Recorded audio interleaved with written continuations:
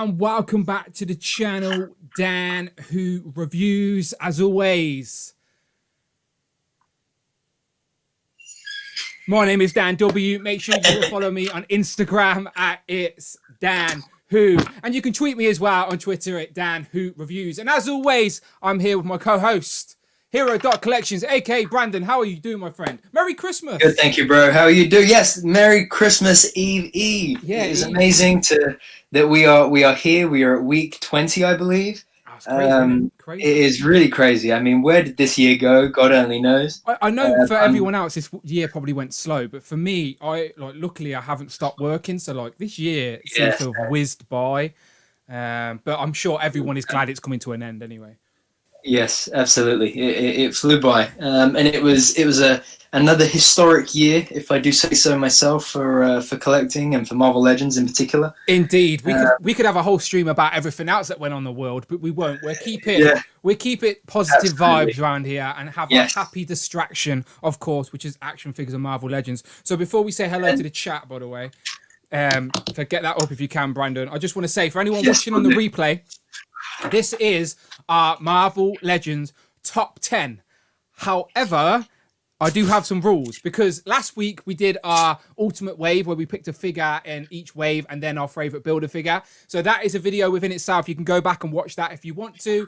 So this week we're doing our top 10 Marvel Legends of the remaining Marvel Legends. Basically, so no figure in this top 10 will have been in one of the main builder figure waves, if that makes sense. So no builder figures are going to be in this wave and no single pack figure that was featured in a builder figure wave. So we're talking about all the exclusives today, all the single packs, all the store exclusives, the 2-packs, the X-Men stuff, all the good stuff. Spider-Man Retro finally. So so does that sum it up okay, Brandon? Like top 10? It does, as long as it's not in a wave.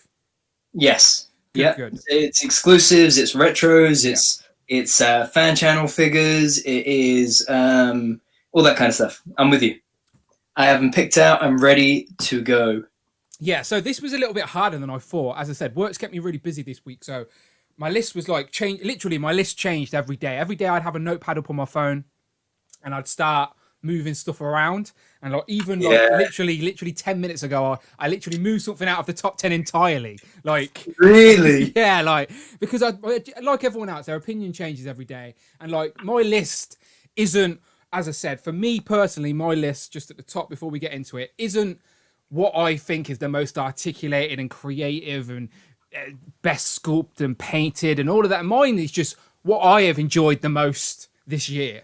Whether it's a figure I wanted in my collection finally, a figure that I just found really fun, as they are toys after all, something that just filled a gap in the display. So my list is personal to me. And that's why I love this time of year, because I watch everyone's top 10s lists.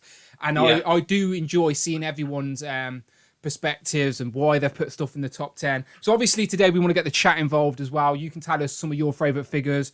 And obviously today, me and Brandon will give you our top 10 of the figures that ain't in builder figure waves. So again, if you haven't seen last week's stream, put that on your watch later list and you can watch that. That was fun times.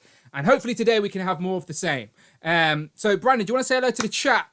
Yes, we have 36 people here, and as some of you noticed earlier, we have a very special guest this week. I am currently puppy sitting for my sister. I'll go full screen. I'll full screen you for this one because he's show him off. Show him off, indeed. Show him off. Look at it.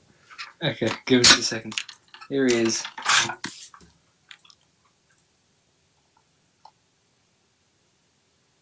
Ah, look at those eyes. What's his name? Kylo. Kylo Ren from Star Wars. My nephew named him, but he's super cute. He's looking at me like, "What are we doing?" Hello, mate. Really? Welcome to the stream, Kylo. Pow. Yeah, he's about 4 years old now, I think, 4.5 years old. So he's so chill though. He's just literally just laying here, rub my belly, and we're good to go.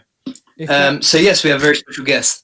And we have 40 people already joining us in the chat. Beautiful. A lot of regulars, welcome. A lot of newcomers. I'm going to tweet about it, by the way. So if you want to do that as well, chat, please do. I'm going to tweet about it now. And meanwhile, I will go through and welcome everybody and see who's here. So we have Sunny994 is back. Blake is here, says happy holidays. We got Midnight says, love Marvel Legends. Deadpool Tacos says, okay. Some guy called Dan Who Reviews said, pow. Pow. We got Big Will 2K99 here saying, hey all. We got Rich M, Mark Rose. Joe Figured It Out says, Merry Christmas. We got Rob Pollock is in the chat. Time for some Legends talk, bub. We got Stryden is here, says happy holidays. We got Prophet 924. Some guy called Hero Collection saying let's go. We got Rob Pollock says I completely forgot Moon Knight released this year. You never know, Rob. He might be on our top 10 lists. We got Todd is in the chat. Rectangular himself, the Marvel Legends Whisperer. Thor 2012 says let's go. Z-Man 12 Bat says pow. Phil Jones says Merry Frogmas. We got who else? Nightwing is back. Laser Pants is here. Laser Trousers. Cloud Foxel. Marcus is here. Manny Fresh. Eli is back. Who we got? Who else we got? Laser Pants says my top 10 is top secret until January the 8th. Oh yeah, the Infinity Equation is doing one, I think. Yeah. He says that. We got who else we got? We got Rich, I think I said already. Toying Around is back in the chat. Tac Customs is here. Todd wishes everybody a great holiday season. Darth Clueless, SB Animation. We've just hit 50 people is here. Hey. And we are looking good, man. Loads of regulars, loads of new names are here. Steve from Figure List is here, which is great. Pow. Good to see all these people. How you doing, people? As I said, I do appreciate every single one of you. If you want to share this on your Instagram stories, me and Brandon always give it a repost. So it is always appreciated trying to get the people in here, helping the channel grow and getting ever so closer to 12k subscribers. I don't know why. It just seems harder to get over that landmark. But once I've done it, I'll be happy. And not that I need an excuse to drink, but obviously it's the holiday season. So I've got my Koppelberg. Hopefully once I've finished work tomorrow, I can hit something a little bit harder, maybe. But yeah, it's crazy. It's crazy. It's Christmas on Friday, isn't it? I can't even. I haven't even watched a single Christmas movie yet this year. I have so much to do. We watched Home Alone 1 and 2 the other day. I still need to watch Die Hard. Die Hard is a Christmas movie. I'll say it right. Iron Man 3. Iron Man 3 I enjoy. Gremlins I enjoy. Alf is still one of my favorites, and most nostalgic Christmas film to me is Santa Claus with Tim Allen. Yes. Santa Claus 1, 2, and 3. They're my favorites. Absolute favorites. I tell a lie, actually. I have watched a Christmas movie. I watched Santa Claus 2 when we put up a Christmas tree. So I've not seen. So I love Santa Claus, the original one, but I've never seen 2 and 3. Now I know Jack Frost. 2 is the best one. Jack Frost gets involved in the third one. The second one is the best of the 3. Have to watch it. Okay, I think I'll put that on my to-do list because the missus likes watching Christmas films, and I can just sit and drink and get merry while we watch them. So yeah, not a problem. But it's creeping on us. And thank you for the Tac Custom Super Chat. Tac Customs donated £4.99 through Super Chat. Merry Christmas, Dan and Jordan. Thank you very much. Merry Christmas, Dan and Jordan. I'm assuming you're Jordan. I must be Jordan. What is he calling you, Jordan? I have no idea. I do have Michael Jordan, but he's in the other room. Okay, Mark, why are you calling him Jordan? I'm confused. I've missed something here. But we do appreciate the super chats, and while it's there on the screen, as I said, Merry Christmas to everybody. And if you are in the festive spirit and all, super chats are open. So if you want your super chat read out live on the stream Friday, our robot will read it out for you. Over $4 or £4 or for whatever your currency is. Friday, our robot will read it out. She's a little bit slow, but we'll give her a kick and she gets there eventually. So be patient. Yes, because that's another good point, Dan. Yes. It is a very happy Wednesday that's not a Thursday or a Friday or a Saturday. Not quite a Marvel Monday, but talking Marvel Legends on a Wednesday. Oh, it's crazy, isn't it? It's crazy. No wonder we can't get any consistent viewers. We keep changing the day. For sure. And next week we change the day as well, ain't we? Next week we're going to go Tuesday instead. So there you go. So yeah, me and Brandon, before we get into the actual top 10, we are going to try and sneak in another stream next week. We will confirm, hopefully, I'll confirm on something or other. But yeah, we're aiming for Tuesday next week. For sure. And there's another super chat by Laser Pants donated $4. He's a generous man, thank you. Through super chat. Thank you, Laser Pants. Your next cider is on beer. Hey, thank you, Customs as well. Thank you for Laser Pants, by the way. He says, your next cider is on me, Dan. By Laser Pants, I raise my bottle to you. And talking of Mr. Sir Laser Trousers, I don't know if you've seen, Brandon, but I actually. Oh yes, I saw your story. And yeah, it was on. It came to the door and it was sat on the floor like that. And I was thinking, oh nice. There's no Hasbro Pulse in the UK, people. So I knew straight away. Turned it over. Not my address, obviously, but it had the Infinity Equation logo on it, so I knew who it was from straight away. So about halfway through this stream, I'm going to open this up. Oh, and another super chat by Tac Customs donated £4. Thank you very much. 99 through super chat. Merry Christmas, Brandon. Forget that Jordan guy. I think he just got typoed or something, but he says, Merry Christmas, Brandon. Forget that Jordan guy. Yeah, I get really typoed all the time, so don't worry about it. Basically, when I'm driving or I'm in a rush, I get Siri to talk for me. Siri can't understand me at all. It's ridiculous. But thank you to both Ryan and Mark for the early super chats. Much appreciated this festive season. And as I said, about halfway through the stream, when we get to our second honourable mention, I'll open up my little Christmas treat from Laser Pants. So yeah, looking forward to this because I know one thing that's in there, but you told me there's a few of them. I'm giving it a little shake. So yeah, looking forward to it. Okay. I'm excited to see. So let's get into it. Okay, let's get into it. Yes, let's do it. I'm excited. So I've tried to get just another point for the chat as well. I do not know Dan's top 10. Yes. Dan does not know my top 10. Yes. We did not work on those together because we wanted to see which ones we went in common with and which ones we didn't. Yeah, so this is why it's going to be a little bit awkward. So I'm going to try and bring up the graphics on the screen, but basically me and Brandon haven't shared what each of his top 10s are. So I've just literally got a picture of like 50 images that I'm going to have to quickly scroll through and find to get the right one. Yeah, so money in the bank. Thank you very much, Darth Clueless. I'll let Friday read that out for us. Darth Clueless donated $4.99 through Super Chat. Hallmark Christmas movies are Goku. Can you guys do anything about that? He said Hallmark Christmas movies are Goku, which in parallel language means terrible.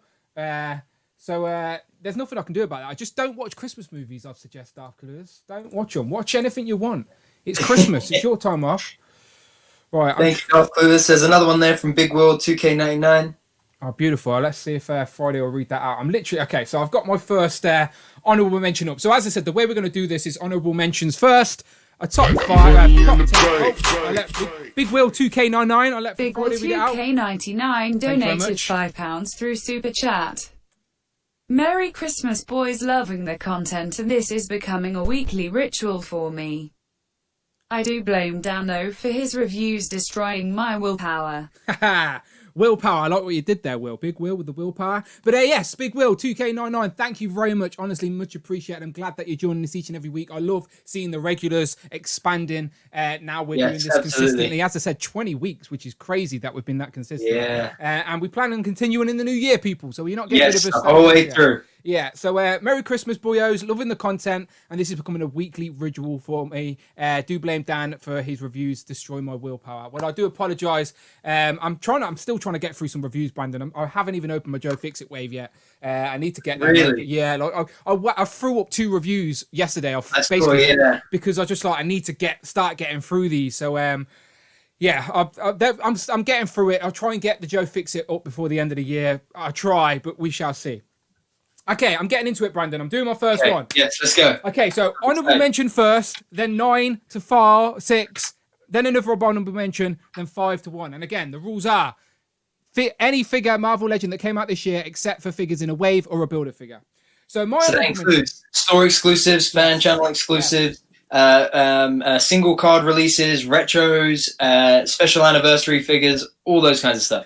Yes. Let's go. Let's do it. Okay, so this first one is an honourable mention, and it sort of had to be. This one held a special place in my heart this year, and it should have been in my top 10, but he couldn't be in there. But I wanted him to be. It is, of course. Oh, Hank, there we go. Hellfire Hank. Now, come on, no one can blame me for putting this in my honourable mentions this year. I know it's a Bucky Cat figure. I know that the only difference is the head, but come on, people. Like, I remember Brandon texted me a picture of someone in Birmingham that I'd just seen these in the Birmingham store. I just pulled up to my house, literally just finished work, pulled up, still sat in my car, picked up my phone, seen the picture, And I was like, right, I'm going to Forbidden Planet right now. So I didn't even get out my car. My missus seen my car pull up and then just drive off again. I didn't even get out the car. I just drove straight to Forbidden Planet. That was so funny. And then filmed a video walking in there, and I found the figures on the shelf. Managed to get the first review up. I had the world exclusive on this. Robo even put my little video in his weekly, which I always enjoy seeing. So yeah, Hank, Hellfire Hank holds a special place in my heart, and he is my honourable mention. Amazing. Beautiful. Hey. So Brandon, what is your honourable mention? And I will try and skim through. So my first honourable mention, he was one of the first figures this year to come through as pinless. He's really scheduled to have another re-release, a repaint. This was a long time coming. Definitive theatrical version of this character, movie version of this character, had to be in had to be mentioned at least. Didn't quite make it in my top 10, but definitely has to be in there. He has great accessories. It's just a great figure overall. Dan, can you guess? Is it one of the Wolverines? Oh no, it's Deadpool. No, movie Deadpool. Movie Deadpool is my first honourable mention. Okay, let me see if I can get my graphic up for that. Okay, so Brandon's first honourable mention is Deadpool. He came with multiple accessories. And I love that pinless technology. This was the definitive version of that character. So nicely done. I also enjoy this figure. Stay tuned and you may see how much I love him. I just think the only thing that was missing was an interchangeable head. But yeah, great figure. Like, if they only released one figure from the X sort of films, I would have been happy with Deadpool. But I'll talk about some of the other X-Men stuff as we go along. But yeah, great choice. Can't argue with that. I'm a little bit surprised he's an honourable mention and not actually in your top 10. It was a very tough competition this year. It was tough. It was. And he didn't quite make the cut. It was. Okay, so again, right. So now we can get into our top 10. So as I said, people, you'll have to... Rob Pollock, first major upset. Brandon is savage. Yeah. As I was surprised. I did not expect that to be 10. Not even be in the top 10. Okay, so I'm going to try and get my number 10 up. So as I said, I've got a lot of graphics on the screen, trying to do this live, so I do appreciate the patience as I skim through these pictures. But as you know, I've got my clipboard at the ready, so I've got my list in front of me. Okay, so I've got mine open on another tab here on my computer. Okay, so I've got my top 10. So this is my top 10, all right? So this one was in and out, in and out, in and out.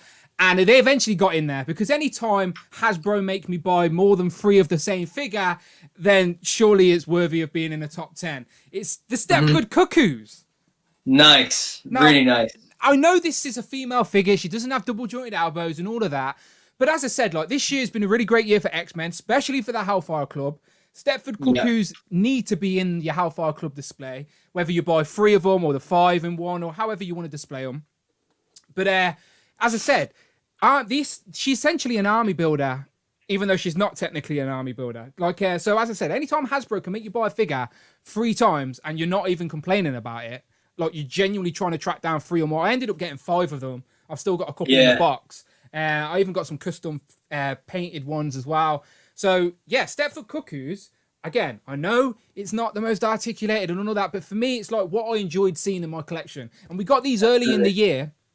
And once you get 3 of these standing together on the shelf, get Emma Frost as well, it just makes for a nice display. And then obviously getting the Hellfire Club box set for San Diego or HasCon, it was nice to sort of round out that sort of squad, especially with Hellfire Hank and the Hellfire Goons. It's just been a good year for the Hellfire Club, and the Cuckoos kicked it all off.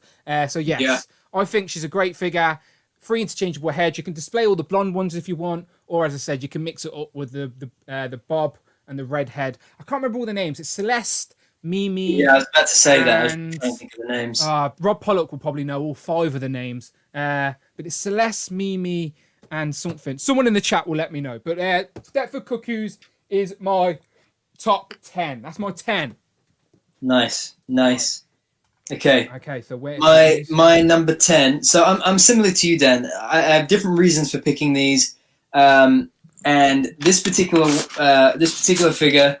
Wait, let me bring myself back around. So this particular figure is all pinless. He was part of the X-Men 20th anniversary line.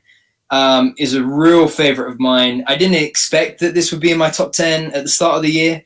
But on release, the pinless tech, how funny is the pose. He comes with 2 head sculpts. Such a good figure. Really fun to play and pose.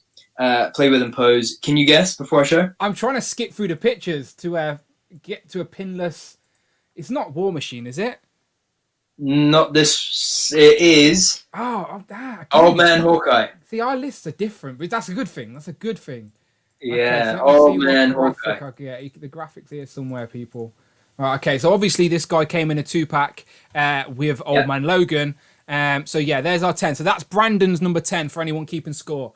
Brandon's number 10 is Old Man Hawkeye. And again, it's a figure that I've got on the floor next to me because he's made my list as well. But yeah, you'll find out where soon. But yeah, by the way, this is a great figure. Again, I have never read a comic. Well, I have actually, because I've read Old Man Logan, but I've never read a single issue of the Old Man Hawkeye story when he wasn't blind. Obviously, this head sculpt is when he wasn't blind, which is the preferred head sculpt for display. I think it's a May Shelf head sculpt, really nice. It just looks nice pose. Like you can't.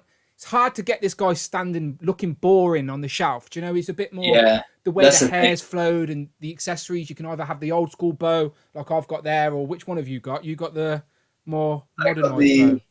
Yeah, I think so. Yeah, I agree. This is a great figure. Yeah, as I said, I'll save my ramblings for later on. But yeah, that's a nice. That's got to make a lot of people's top 10s this year, surely. Yeah, absolutely. Just for the pinless alone. So as I said, he came in the 2-pack that's on the screen now with Old Man Logan and Little Baby Hulk. But the Old Man Logan was essentially a re-release with a new jacket and head. Yeah. So like it's a better Old Man Logan for sure, but it's essentially just a couple of new pieces on a figure we already had. So the most desirable piece of that 2-pack was by far Old Man Hawkeye. But that Old Man Logan definitely replaced the previous one on the shelf that I had as well. Yeah, for sure. Okay, so let me jump back. To the... And while I'm pulling the pictures up and I jump between these screens, if you read out any comments or anything like that, that'd be great. Sure. So we have. So they said the names are Celeste, Phoebe, Irma, Esme, and Mindy. I think that rings a bell. That sounds about right. I did know them at the start of the year, but as the years went on, they've started to fall away. Yeah, no, for sure. Who else we got? We got Z-Man said, "Hey, need this figure." Phil Jones says that Old Man Hawkeye is number 1. Rich said so low for Clint, Brandon. Big Will said fab figure. Articulated Heroine says Merry Christmas. Rob Pollock says great choice. I'm still debating picking him up. Definitely a must pick up for this year, I think. Todd said great pick, Brandon, for number 10. Thank you, Todd. Thor 2012 said I still haven't opened that box set. Is that bad of me? Yes, Thor 2012. Get that box set open. Articulated Hero says I haven't been able to put that figure down, and that Mayshaw head sculpt is amazing. That's one great thing about the figure as well, is I saw so many people put that one head sculpt on so many different figures. Yeah, I've just got the the McFarlane Merciless Build-A-Figure wave in, and like I'm tempted to try that head sculpt on that Build-A-Figure. Unmasked Bruce Wayne head. Okay. The Raw Pack Tour Review says I'm walking around Target with you guys playing in my pocket. I'm getting some pretty weird looks. Get some headphones. Robbie Hart says his number 10 is Spy Master. Spoiler alert, unfortunately, Spy Master did not make my top 10 list. He would have been Brandon's number 1. However, our rules meant that you couldn't pick a figure within a wave. So Brandon was really disappointed to not include Spy Master in his list. But we all know, in Brandon's heart, Spy Master is number 1. Yeah. Okay, yeah, I've got my number 9 at the go. So number 9, Dan. Go ahead. Okay, so this is another figure where it may not be the most craziest, newest, articulated, painted figure or any of that. It's just a character that I wanted. Like, I wanted this character on the shelf, but I wanted him in this particular character design on the shelf. I think it's a figure that a lot will be in a... I've always liked this character because of his multiple personality disorder and his... Oh, yeah. And, like, I think he's going to be on a lot more people's minds if the MCU do him right, and Oscar Isaac's going to end up playing him and whatnot. But it is, of course, Moon Knight. So nice. I've got one still in packaging here. And again, I know it's just a white figure, nothing exciting, but it's on the really good articulated body, like the Sunfire body. Absolutely. It's all white, so it looks crisp and clean. It definitely will stand out on your shelf. He's got the moomerangs. He's got his pole and the 2 interchangeable heads. The only thing that would make this better would be a cloth cape. And you know me, I'm not the biggest fan of cloth goods, but for a character like Moon Knight, if you get that half moon or that crescent moon cape on this guy, I do think this will make a very nice display. Like, I was very tempted. I don't buy a lot of Mezcos, but I was very tempted to get the all-white Moon Knight Mezco figure just for a one-off on the display. But then, obviously, Hasbro did this, and it was like, I went for this. So, again, for me, this is just a character that I wanted in this design. We had that little modernized version last year or the year before, but this was the design I wanted. So, it may be a boring figure to some people, but it was a character and a figure I wanted on the shelf, and he's really fun. Like, I've got this one in box, and I've still got one posed up on the shelf, and he just looks really nice. Especially next to Punisher and Ghost Rider and your more street level guys. So yeah, he is my number 9, Moon Knight, and I look forward to seeing him in the MCU. Spoiler alert, I have not included Moon Knight in my top 10. Oh wow. And that was very hard for me to not do that. So my number 9 and my number 8, I don't actually have the figures open yet. Okay. How do you know you love them, Brandon? How do you know? So because I love, so for the, I'll say why for number 8 in a minute, but so for my number 9, so she comes fresh on the Spider-Man retro packaging. She has a much needed update, a classic update of a Spider-Man animated series character. You can show it for me, Dan. She has a lovely kitten accessory. She just looks fantastic. I love the head sculpt on her. The packaging is amazing. At my number 9 spot, it is Black Cat. Marvel Legends Black Cat. And I will be opening her up on Christmas morning, and I can't wait. So Brandon's number 9, people, there it is on the screen, is Black Cat. And I've recently just opened her myself. Review on the channel. I got 2, of course, one to open and one for my building display. It was actually your review that helped me decide that she would make that number 9 spot. Oh, wow. She is, like, a very nice figure. Like, it's definitely the best and Black that Moonstone body mold. Oh, yeah. The proportions for Black Cat work. It works. Yeah, absolutely. And she's not wearing those damn heels as well, so she definitely stands easier. Yeah, and that was another thing for me that put her up there.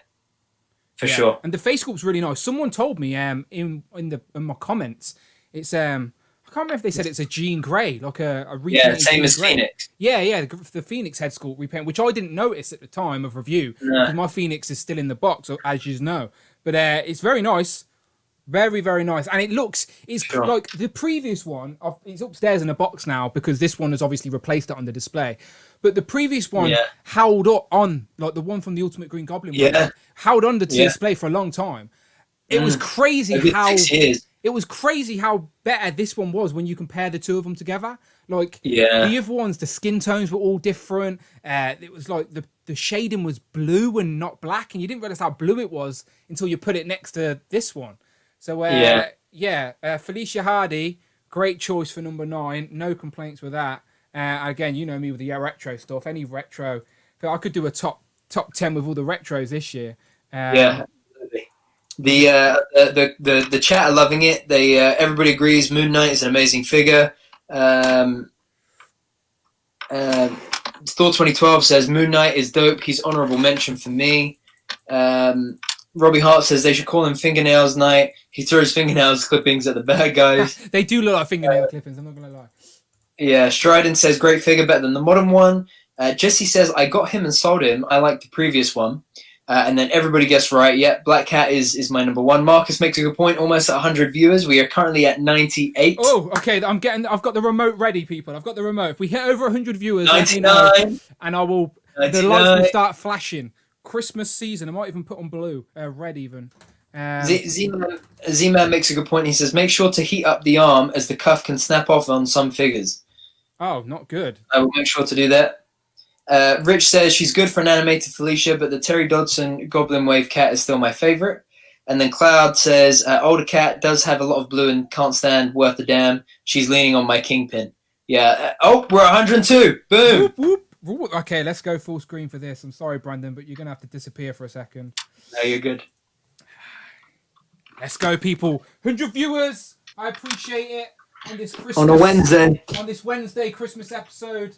People just loving those Marvel Legends lists. As I said, I'll be doing the same. But thank you very much. 100 viewers. Much appreciated, everyone. Make sure if you are here, you've hit that subscribe button. You've hit that like button. And if you do want to share this on your Instagram stories, take a little screenshot. Tag me and Brandon in it. The links are on the screen, and we will repost it as always. So yeah, much appreciated. Thank you. So okay, let's get into it. We're at number 8. Okay, so this was a figure that I think a lot of people were going to forget came out this year. I tried to turn around to just grab it, but I realised it's upstairs, so it's not in hand. But he's an angry guy. An angry guy. Yeah, like so angry, like he's red. And like the angry he gets, I know the one. Angry who gets, the hotter he gets. And yeah, this figure a lot of people forgot came out in 2020. And what's weird about this figure, right? Yeah. I was me and the missus were not even in the city. We were in somewhere else. So we went out on a night out somewhere in a different city. So I went into a Disney store that I'd never been in before, and they had the Marvel Select version of this very figure. And I was thinking, I need one of these for my display or for my setup. But I walked away.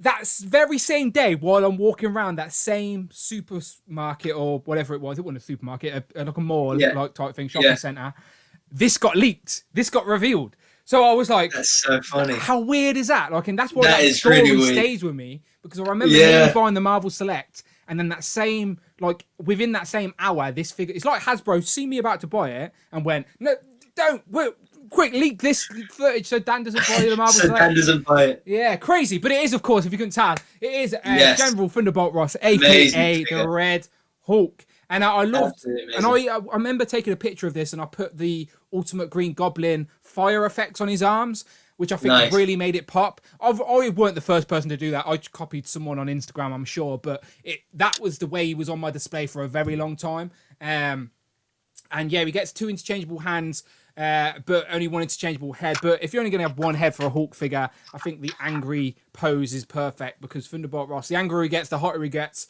And yeah, a lot of people wanted this character for their Thunderbolts like team up.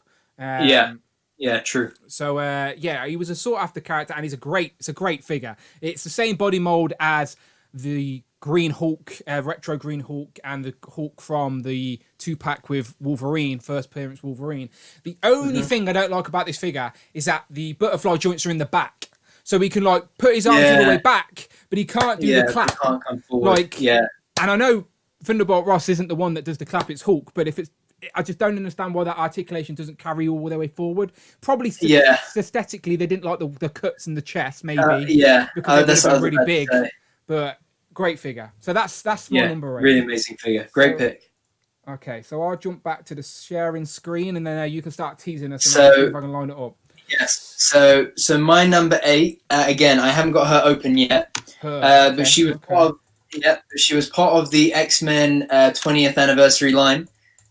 She comes with 2 capes, one that is flowing, one that is not. Okay. 2 head sculpt, one that is still, one that is flowing. I've got it ready. She is fully pinless. She is an absolute beauty of a figure. I have still not opened her, but I did receive her this week from Amazon. So I will be excited to open her up. It is, of course, the giant size Storm. Lovely figure. Really lovely figure. I waited a while on this one, just because I was trying to stomach the 45 pounds for her. But this figure, for the record, right? This figure is worth £45. Well, probably not worth £45, but like you're buying this 2-pack for Storm. Like John in there, John Thunderbird, John in there, John Thunderbird, whatever he's called, I can't remember. He's just an accessory at this point. You're buying this 2-pack for Storm. Yeah, so good, so good. So yeah, 8. It's quite high or low, however you want to say it, on your list. You know, like. Yeah, interesting. It makes me very curious, like what's in front of Storm, because the one. So just as another update for the chat. So for me, I've made my picks really based on 2 things. Number 1 is play factor, you know, and Dan knows this, but when I get a figure, if it goes on my desk where I'm working from home, and if I really, really enjoy it, it will stay on my desk, and it will just keep going on my desk until, not I grow bored of it, but until, it's time for it to go onto the shelf, and then it'll come in here and it'll go onto the display. But the ones that I really, really enjoy, that really just tickle that fun collector geek spot, those are the ones that stay with me. So that's my first thing. My second thing is ones that kind of get the collector in me, right? And you'll see it as we go on, but there are certain figures that came out this year, certain legends that came out this year that I was really excited about for the remake, because I had a previous version of that in Legends, and then they finally did the Hasbro treatment. It came out looking amazing, and so that was why it got a spot. So those are my two main things. But with this, the pinless tech is just gorgeous. All the accessories are so well done. So it had to be up there. Yeah, no doubts. And as I said, this ain't going to be the last time we talk about that Storm today, so I won't ramble on. But as I said, that again, this is why I love everyone's lists. Everyone has their own reason. Nobody's list is the correct list. Do you know what I mean? Like, I know people argue this should be one, this should whatever. No one, it's each to their own. Like, every list is unique and different for different reasons, and that's why I love it. And Rob Pollock in the chat just said, poor John Proudstar. I knew it was Proudstar because it's John and James Proudstar. Anyway, poor John Proudstar. I was genuinely excited for him. He's great if you want to round out that old school X-Men team. But yeah, for me, it's all about Storm. It's all about Storm. I'm tempted to buy a second one so I could display both versions, but we'll get into it. So okay, so while I'm setting up the next one, if you can find any other comments if worth chatting out, as I said, so as we're going in between the numbers, people drop your comments in and Brandon will pick them out. So everybody was loving Red Hulk. Prophet 924 says he needs a moustache. I would have liked another head of him with the moustache. That would have been cool. Articulated Hero says, I'm glad I waited on that Red Hulk since Target had it online for a while a month ago. Phil Jones said, I did buy the Select before that came out. Todd said, I wish the butterfly joints were much better on that Red Hulk. And me too, really, but for all of the Hulks. But I understand why with the aesthetics of it. Sonny said, great figure, but I had to buy two as my young daughter decided to chew its head. The indestructible Hulk was destroyed by a 2-year-old. What else we got? Lillian Salvatore says, say hello to Brazil. Daredevil has the best Marvel Legends figures. Laserpants said the lack of forward butterfly joint was a Marvel decision, according to Bobby Valor. And then Z-Man Bat says, no love to Thunderbird. Soul Prophet says, Thunderbird is nostalgic for me. Who else we got? Z-Man says, on my desk are the army builders we got from Hasbro so far. AIM, Hydra, and the upcoming Hellfire Hank.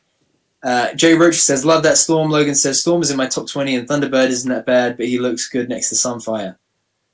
Yeah, no, as I said, like, a lot of people wanted that Thunderbird to fill gaps in their collection. So no doubt at all. But as I said, that X-Men team isn't my mind's eye version of X-Men, but it stands very nicely with the original crew. I think, again, we're only missing Banshee, maybe, from that lineup, maybe. But we may have we're at number 7, and we may be having a guest just pop in to say hello. Oh wow, here we go. Okay, so if you couldn't tell, let me see if I've still got his graphic at the go. I think I have. Wait for it, people. Wait for it. I've got it. I definitely still got it. There it is. Okay, there's his graphic. Okay, people. Mr. Rectangular, the Marvel Legends Whisperer himself from the Infinity Equation podcast is popping in to say hello. Todd, are you there? I'm here. Can you guys hear me? We can hear you. You good, my friend? Cool. Merry Christmas, everybody. Yeah, Merry Christmas to you too. Happy Hanukkah. Happy Kwanzaa. I can't think of any of us, but that's Me either. We've hit quite a few of the demographics there, so I think everyone should be happy. Exactly. How you doing, Todd? How did you spend your Christmas? You're in the new place this year, ain't you? First Christmas in the new place. Am I right saying that? Yeah, correct. Me and my girlfriend's first Christmas together. She is much more into it than I am. She decorated with the tree and everything. So sounds like a familiar story, my friend. Trust me. Trust me. Oh crap! I just got a cramp in my leg. Do you know when that? Literally. Hang on, I need to wiggle my toes. I am. That's my favorite part is setting up the tree. I don't like taking down the tree though. The day that the tree comes down, it's very hard to find me. If I help my missus decorate the tree, like when I've turned my back, she moves where I put everything anyway. Do you know? Like, so I'm thinking, why am I even here? Just do it yourself, love. Do you know what I mean? Yeah, there you go. There you go. Okay, so as we got Todd jumping in, he's only in for about 10 minutes. I thought we'd just take an opportunity just to talk to Todd. Because the Infinity Equation, you guys are having a break until the new year. So you don't have to give us a list or any particular order, but it would be great to just hear a couple of your favourite figures of the year, if you want, Todd. Yeah, just off the top of my head, I don't have a list put together, but the deluxe Punisher. Definitely fantastic figure. The Rider's Wave Punisher. Correct. Yeah, beautiful. Still scratching my head why I think maybe either got delayed or something, but Hasbro was supposed to give us Hawkeye as a writer's figure, so maybe next year. I don't know. Yeah, you leaked that a while ago, didn't you, on his glider or something like that? Yeah. I wonder, Todd, whether they'll push it back to release it alongside the Disney Plus Hawkeye. Yeah, could be. Because I think that's scheduled for late 2021. The writers' figures don't really follow any kind of real, schedule as far as movies or anything goes. So yeah, I guess we'll just have to wait. I mean, there are a lot of Avengers coming out next year. From the information I have, we're supposed to get 2 Disney Plus waves. Wow. Nice. Yeah. I like that. You'll have to come back as we get more information about them, Todd, because you know me, I love the MCU and I'm dying for some more MCU figures. There's still gaps we need to fill in the collection. And there's plenty more figures to come with all these new Disney shows that are now filming and ready to go. And I think you put up a video already, right, Todd, with the first Disney Plus wave. I think you said it had Falcon, Winter Soldier, I want to say Scarlet Witch, Vision, Baron Zemo. Yeah, correct. Loki. And it was a fairly reliable source, but I've since then I have the UPC numbers. I just don't have a confirmation. Hasbro has been very good at squashing people like me, so everything's code named now. So even if I did see the listings in a computer system, majority of the time, they're just like figure 8, 1 through 7.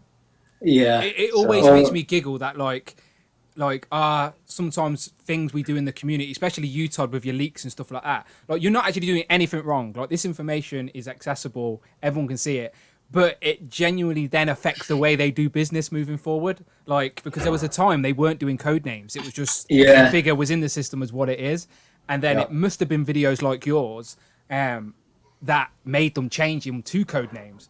So, it's crazy the type of impact that we have. And any other favorites this year?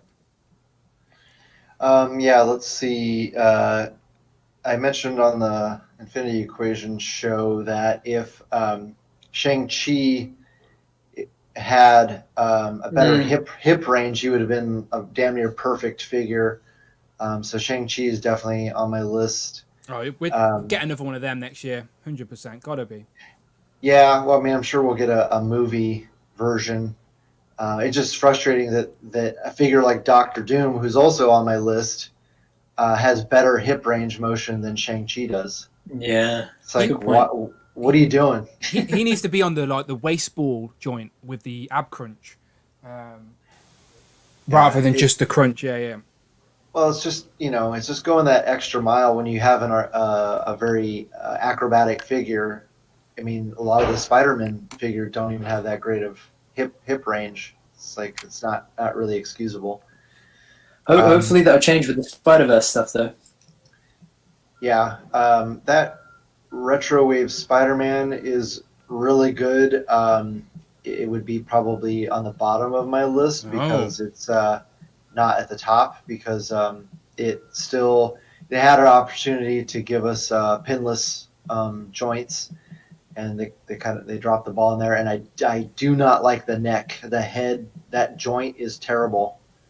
He just looked very hench from the he looks like he's really muscly up in the sort of shoulder area. So I get what you're saying, but I just love what that figure represents with the whole retro, and I said it hits me nostalgically. So I'm sure that will pop up on my list as we talk through some of ours today. So while you're still here, Todd, do you mind if we keep going and you can drop in with your comments until you need to leave? Sure. Real quick, I'll just say Moon Knight, also great figure. The new basically all the figures from the Hellfire set. Yep, they're great. Great, and I'm trying to remember. I'm struggling to remember what else came out this year. So much. I had to literally get a list. I had to literally download a list to remember. Yeah. Okay, go ahead, guys. Okay, so my number 7 is Frank Castle, but not the Frank Castle you were thinking of. It's Frank Castle if he went a little bit insane and got the powers of Cosmic. Yeah, so my number 7 is Cosmic Ghost Rider. Now, I like figures that make me think a little bit more and go back and do some research. And he was featured in the Thanos storyline, where Thanos was like too powerful and Earth had basically gone to shit. But yeah, so this made me go back and do some research on that story, and I really like that story. And now I like that we're getting other characters' designs from that particular run. Like we're getting the Fallen next year, we're getting the Deluxe Thanos, King Thanos head, which is already seems to be leaking. Some people seem to have that already, maybe in Canada somewhere.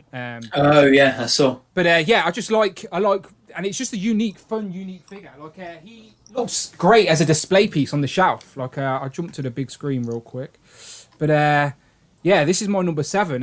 Just again, it's probably worthy of being a little bit higher as a whole piece. But again, it's a new character for me, so I think I've got no like nostalgic attachment or anything like that. But as a display piece, as a figure, just a fun, quite a modern figure as well for Marvel Legends, and I think they've done a great job. I've seen some people put LED lights in this big ball as well, which makes it really nice for display, and it comes with the translucent stand. So yeah, this guy's been on like front of my display on these shelves at the back here since it got here. So yeah, really like this figure. I think they did a great job with it. Yeah, that's my number 7. Solid. Yeah, Solid choice. Great choice. That figure all around is really well done. Okay, Brandon. So you tease away, and I'll try and find the picture for your one. So mine, we got 3 versions of this particular character this year. 3 versions? Okay, yes, 3 versions of this particular character this year. I think I'm on the right track. And this I felt was the best likeness of the 3. Just the whole way that it's. Can I just does he wear a jacket? No. Okay. I'm just trying to narrow it down here. That's all. This one had the best likeness of the 3. Just everything about it really felt like it stepped off of the movie screen and onto my shelf. The other 2 did as well, but this one just was a little bit more. And also because I really wanted this representation because I love this film that he comes from. So mine is the SDCC exclusive. Old Man Professor X. Old Man Charles. Okay, I was not anywhere near that picture. Okay, let me just backtrack a little bit. Okay, there he is. That's bright. Okay, so Charles, Old Man Charles Xavier from the Logan movie in the Hasbro PulseCon box set is your number 7. Wow, I didn't expect number that. 7. Considering that figure is only going to stay in a wheelchair on your display. But I love the face sculpt on it, man. It is so spot on. And I was really lucky. I saw a lot of people had really skewed eyes with theirs, and mine are just spot on. Like I can't stress enough. Just look at that. No, without a doubt, it looks like Patrick Stewart. It's a great, it's a great figure. It is probably one of the best likenesses Hasbro's ever given us.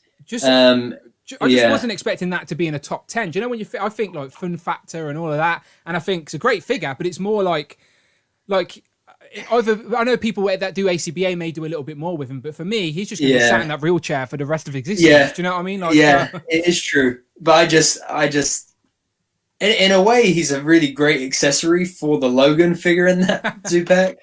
Because he will just be in that thing. But the fun factor for me with this one is just the presence of the figure.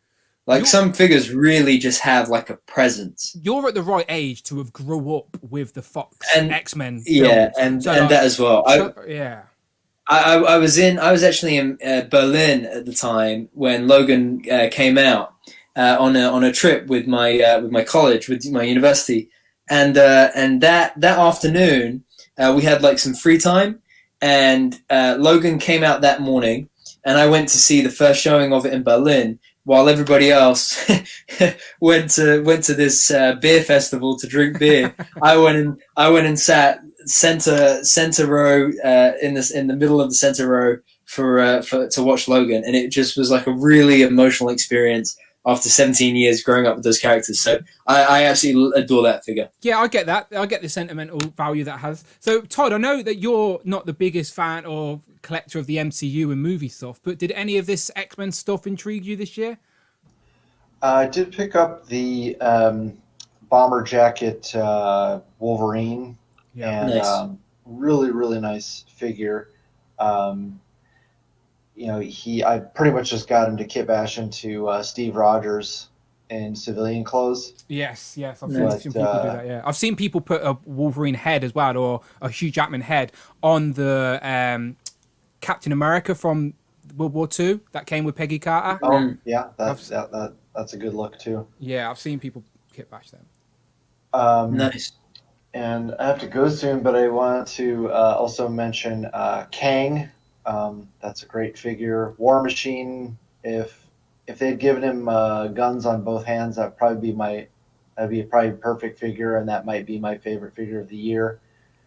Strong Guy I thought was the best build a figure, and we definitely needed him. Yeah, that was my pick last week, Strong Guy. Just for, like you said, team building. It sort of just filled that gap on the shelf. Yeah, Warpath, great figure. We needed that costume for sure. Gwen Stacy, I think is an underrated figure because without her, we wouldn't have Moira McTaggart right now. And the face sculpt that came, the what is it? The Mary Jane face sculpt that came with her is the better Mary Jane face sculpt as well. Yeah, yeah, for sure. True. Great. And Maverick also, excellent figure. Yeah, great. Nice. So your top 10, before you leave us, Todd, you're going to be doing one with the whole crew, Dante, Ryan, Bobby, on the Infinity Equation at the start of the year? I think so. I kind of lose track of everything that those guys have planned, but and we've got some really good guests coming up in January, so that'll be fun. And we're already starting to get people booked for February. Beautiful. Well, give us a shout. Me and Brandon ain't shy. We're willing to stay up late. For you. Absolutely. All right, cool. Well, you guys enjoy the rest of your holidays, and I'll talk to you guys later. You too, Todd. Thank you very much. Merry Christmas. Merry Christmas. Partha, thank you very much to Rectangular for jumping in there. Just wanted to say hello to the people. So I thought, how can you turn down a little drop in appearance from Rectangular? You can't. Absolutely. So thank you very much, Todd. Hopefully he keeps breaking the Marvel Legends news to us all year long next year as well, because as I said, 2 Disney Plus waves. That's going to be exciting. Yeah. Honestly, you don't know how much I want some more movie figures or Disney Plus. I really hope to God, like, if Mandalorian is the bar that the Disney, like the MCU bar, like if that's the bar they have to go to, like please hit it. Like, so yeah, I'm excited. And we're only a few weeks away from WandaVision. I know, yeah. Do you know what just kills me though? Because everyone digests content in different ways. Some people like long form content, some people just like quick news, and some people like binge watching. So I don't like that it's coming out once a week. Do you know the way The Mandalorian did? Because with shows that popular that are in your fandom and all over social media, it's really hard to watch something at your own pace. Like personally, I don't binge watch things. Like I wouldn't watch a whole season in one sitting, but I'd like to treat myself to a couple of episodes one evening, and then I'll watch the next couple the next night or something. Do you know, like where with these shows, I'm going to have to watch them week by week if I don't want to be spoiled. and that's the same that I did with Mandalorian. I would watch it every Friday morning at 8 o'clock before work, as soon as it would go up. Yeah, that one. And it's just, that's what I always do. Also do with MCU movies, right? I'll watch the midnight showing, so I see it, I know what happens, I enjoy it, but then I'll go back a second time and actually watch it and enjoy it. But I always go and see it the first time so that I don't get spoiled. So I know what happens, and I get it done and dusted, and I'm out, and it's out of the way. Yeah, because it's annoying. Yeah. Like that final episode of The Mandalorian, it was really hard if you didn't watch it as soon as it went up. It was really hard to not have it spoiled. Yeah, for Cloud Foxwell in the chat says, own pace. No, you watch it that damn day or spoilers. That is sort of how the community works, I guess. Some people can't. Some people are just excited to share what they've seen, but I really wish like some people just watch it and just don't share it. Just enjoy it and just hold off a couple of days before you share your excitement. But some people just love spoiling stuff as well. Maybe that. But anyway, back to the top 10. Back to the top 10. So thank you very much, Todd, for joining us. But now we're at number 6 now, I believe. So yes, number 6. Number 6. Okay, so let me just quickly check my list. Okay, so let me just jump to the picture because I don't know what my number 6 is. So it's basically Frank Castle again, but this time Frank Castle, how we know him, it is the Rider's Way Frank Castle. So Todd just mentioned this as one of his favourites this year, and I know this is like the 18th Punisher that we have got, but I think this is my favourite Punisher figure that we have. Pinless arms. He's got the Kill Crew like sort of Viking helmet on. He has like the street level weapons. Do you know, like the machete and the shotgun and the Uzi? Mm-hmm. Like the bike's just all black as well. Like just no gimmicks. It's just it's just a great Punisher figure. Do you know, like straight like the t-shirt as well has just the Punisher logo. Like just a great Punisher figure. Like, and Punisher's one of my favorite characters. And like, yeah, this is just a fun figure. Great representation of the Punisher. Great accessories. So yeah, this one had to be on my list. I'm a little bit annoyed it's at number 6, but yeah, maybe if this was like the first Punisher that we had ever got, or maybe the second Punisher we'd ever got, maybe I'd have that more excitement for him. But it's still a great figure and the best Punisher we have. So, but yeah, maybe because we have Punisher fatigue, he's a little bit further down on the list, but still definitely worthy of a spot. But remind me as well though, does he have pinless legs as well as arms, or is it just the arms? So he's got pins on the legs. Pins in the legs. Pins in the legs, so the pinless arms. But the skin tone arms, so it definitely works. You can't notice them in the black trousers. Yeah. So he was definitely a contender for a top 10 contender for me as well. But I have him posed with a different head sculpt. I don't like the 2 head sculpts that he came for, so that was the only reason that he didn't make my top 10. But still, solid figure, and definitely the best Punisher we have. Yeah, he's like a sort of more past middle age Punisher. Like Frank's getting on a little bit. Like his hairline's worse than mine. Yeah, you know, like it goes further. It's a bit motor car salesman. Yeah, I can see that. A bit of Negan style. Do you know, like? Yes, yeah. Very Negan. Just quickly with my number 6, because you've already mentioned him before. Okay. I picked this one because I had the Target exclusive Build-A-Figure version for so long, and I really this was one of the ones that I was like, this needs an update. Please, Hasbro, you can really do this character justice after they did other Hulk's justice last year. My number 6 is Red Hulk. Beautiful. So there it is on the screen. Brandon's number 6, for anyone keeping score, is Red Hulk. So your Hulk was a little bit higher on your list than mine. Okay. Yeah. Okay, but at least you made both our lists. That's impressive, though, because a lot of people forgot the figure even came out this year. So yeah, and this was the first deluxe of the year. Yes. Yeah. And this was sold to us straight from stock. I remember as soon as it went up on In Demand Toys, I was there. Yeah, no pre-order, was it? It just came straight in. No. Yeah, exactly. And I think it was it straight after? I think it was straight after the leak, wasn't it? Yeah, as I said, very quickly. As I said, like I remember being in that shopping centre, nearly buying the Marvel Select. This got leaked, did hold off, and I remember probably having a review up that same week. So, yeah, not surprised. But yeah, definitely worthy of a top 10. It's just a beast of a figure. It looks great on display, it really does. Yeah, so, absolutely. Okay, so let's get into some more honourable mentions. Let me go back. Oh yes, very good point. Okay, so wait, I asked you this beforehand. Are we doing 3 or are we doing 2 honorable mentions? well, if you throw one more in here, and then if you want to throw some more in at the end, but yeah, we're trying to keep the train rolling. So I'll get my first honorable. So we already gave one honorable mention each. So we thought halfway through, we've done 10 to 6. So we thought before we get into the top 5, we'd throw in another honorable mention. So again, these figures that I'm about to mention are not in our top 10s, but they're worthy of a mention. They're figures that we've enjoyed throughout the year. And this guy that I'm about to mention was in my top 10 until today, and then I moved him out, and I'll explain why. But okay, so I'll go first. So I've got the graphic up on the screen. Yeah, go for it. Okay, so my honorable mention before we get into our top 5 is jacketed Hugh Jackman Wolverine. Nice. Now, out of the 3 Wolverines, just from the images and the pictures we see online, this was my least desirable. I thought the Logan one in the 2-pack was great, and I thought out of this one and the wife beater tank top version, the tank top version would be better, the Amazon exclusive. However, once I got this in hand, this was easily my favorite. Just like the likeness to Hugh Jackman is better. I think this is Hugh Jackman from X-Men Origins, which isn't a great X-Men film, Origins.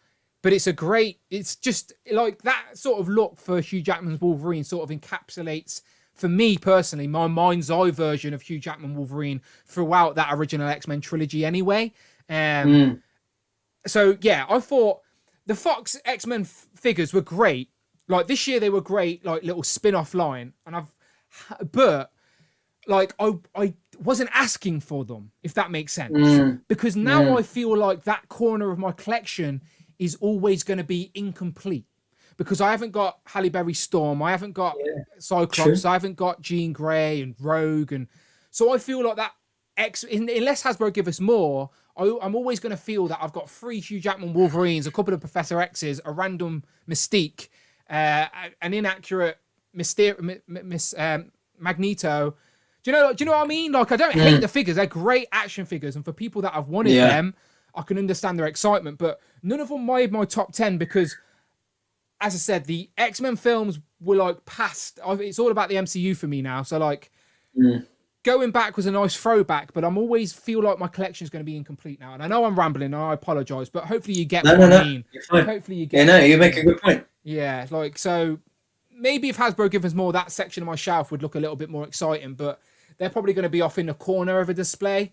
But yeah, just quickly, Cloud Foxwell says, does anyone want that Storm though? Really? If he's talking about Halle Berry Storm, listen, yes. Of course they would.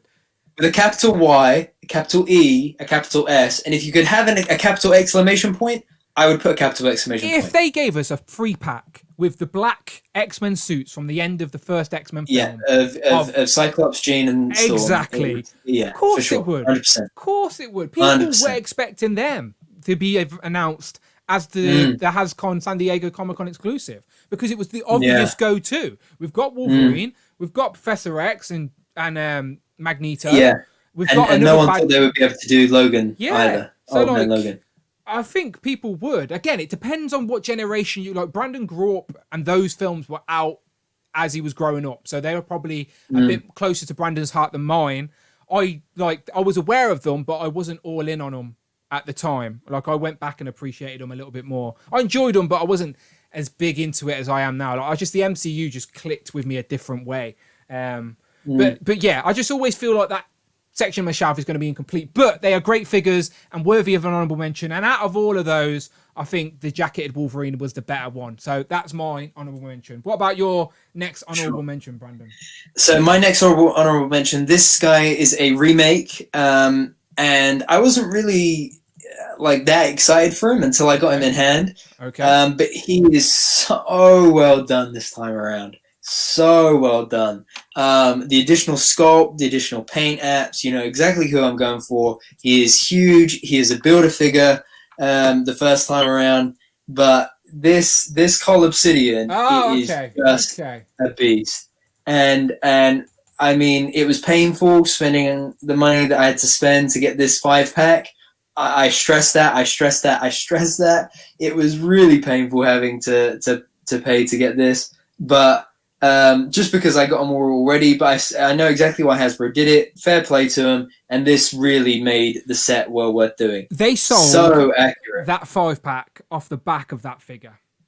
Everybody wanted a more accurate Cull Obsidian, and they were willing to spend the extra money and get extras of all the others for Cull Obsidian. Now, don't get me wrong. Now I've got the figures and I've opened up and stuff. They are definitely better versions of all of them.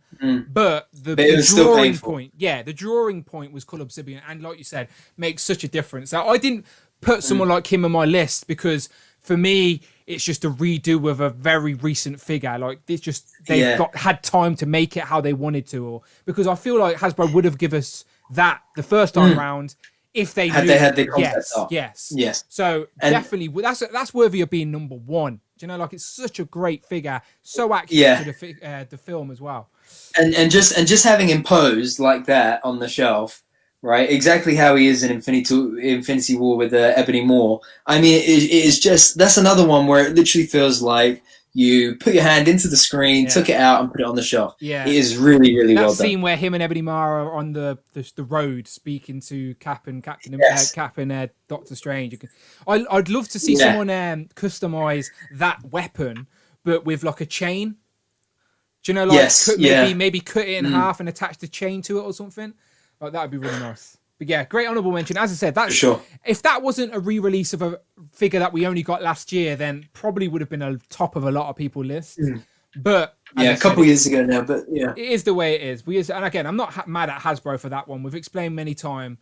Hasbro have to work with what they've got, and if you look through the actual concept art of Infinity War, they gave us a very accurate version of Club Obsidian, but it was from art that they never ended up using in the film. So that's the toy making game, unfortunately. Okay, so that's honorable mentions, people. So as we're now at the halfway point, anyone who's dropped in a little bit late or anyone still skipping forward on the replay, we are doing our top 10 Marvel Legends of 2020, but we are not including any figures that were in a Build-A-Figure wave, or are we including Build-A-Figures? We did a separate fantasy draft sort of ultimate list. Last week, we made our own ultimate wave, picking one of each figure from a wave. That's on the channel already. Go and check out the live stream playlist. Go and watch that if you're into long form content and just enjoy people rambling about Marvel Legends. But today we have gone through already, and we've even had a Rectangular drop in as a little guest appearance to talk about some of his favorite figures of the year. But yeah, we've done a couple of honorable mentions, and we've gone through 10 to 6 of our top 10 Marvel Legends of 2020 that are not included in a Build-A-Figure wave. But I think people have got the concept by now, so we're all good. So let's get into it. And we still have solid 110 people in the chat. Beautiful. You're all welcome. Again, if you want to get involved in the conversation, and again, the chat. Sometimes me and Brandon start rambling away, and we don't neglect the chat. We love every single person in there talking away. Absolutely. But if you do want your comment read out on screen, then super chats of £4 or $4 are appreciated. They help the channel grow, and also pop up in the middle of our screen, and a robot reads it out for you. Do you know, like you literally interrupt the show, but in a good way. So if you want to get involved that way, that is always open as well. But we are going to carry on with our top 5. So give me a second. Yes, and your number 5 spot there? Yeah, so give me a second. So if you do see any comments worthy of saying hello to, please do while I get this. But you have already mentioned this. I'm just trying to grab the picture again.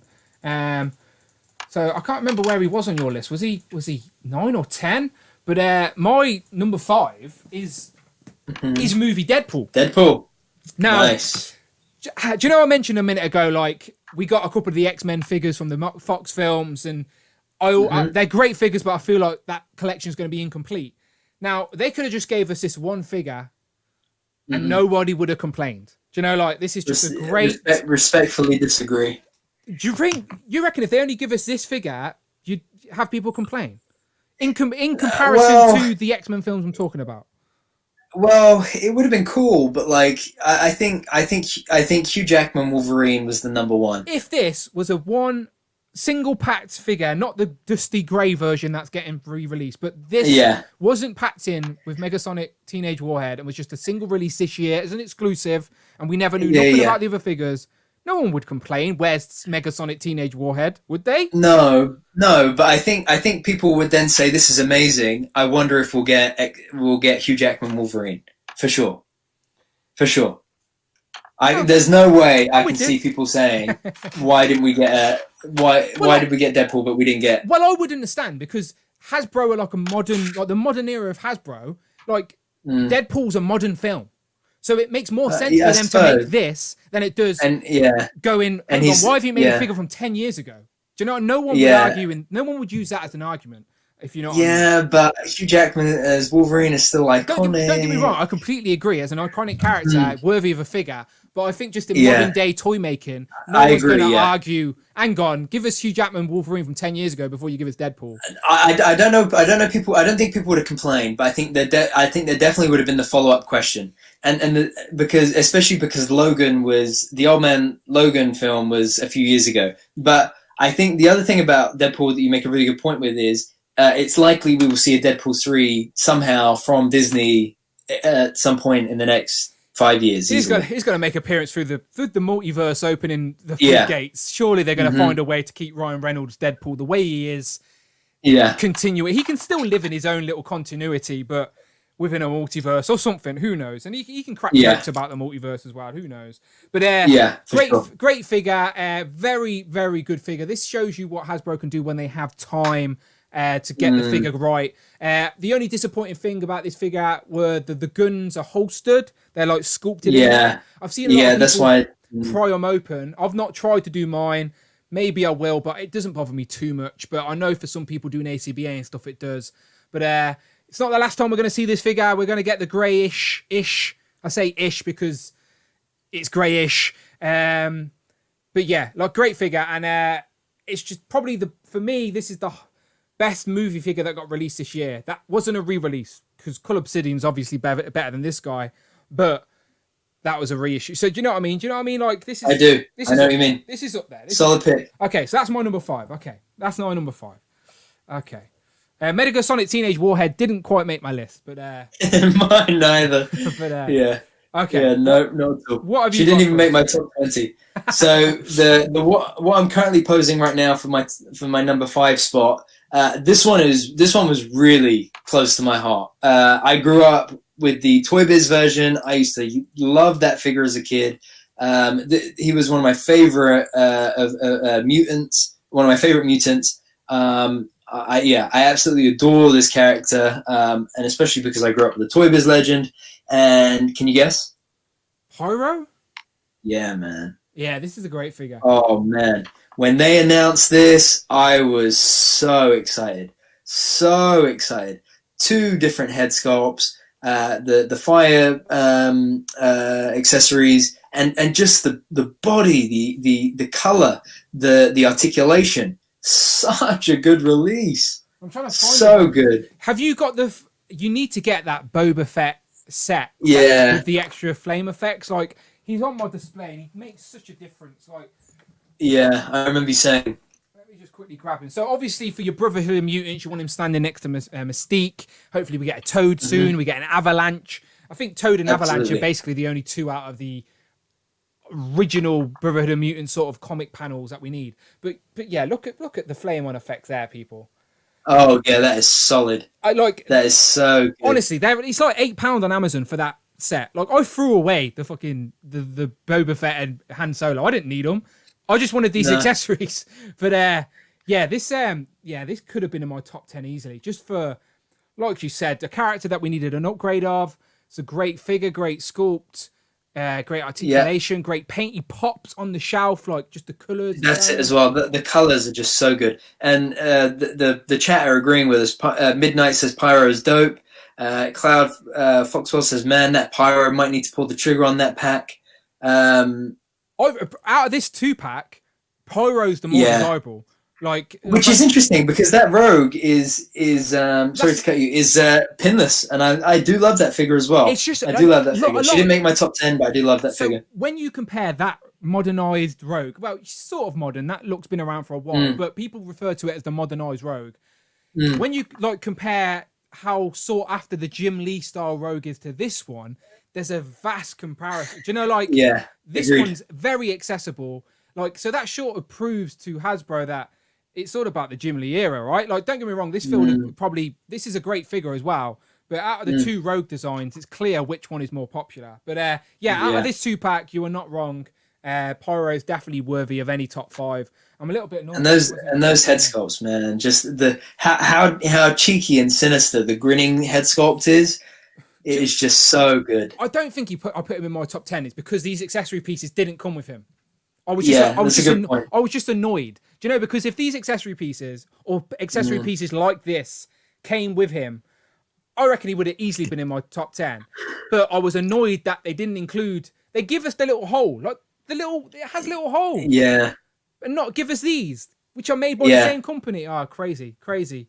But yeah. Where's that 2-pack again? Where is that from? I got it from Amazon. It was like £8 Amazon Prime. It was a Boba Fett and Han Solo 2-pack of Boba Fett. It was like Force Links, maybe. I don't know. Someone in the comments let Brandon know what it is if you know what I'm talking about. But it's a little 2-pack of a little 3 and 3/4 Han Solo and Boba Fett.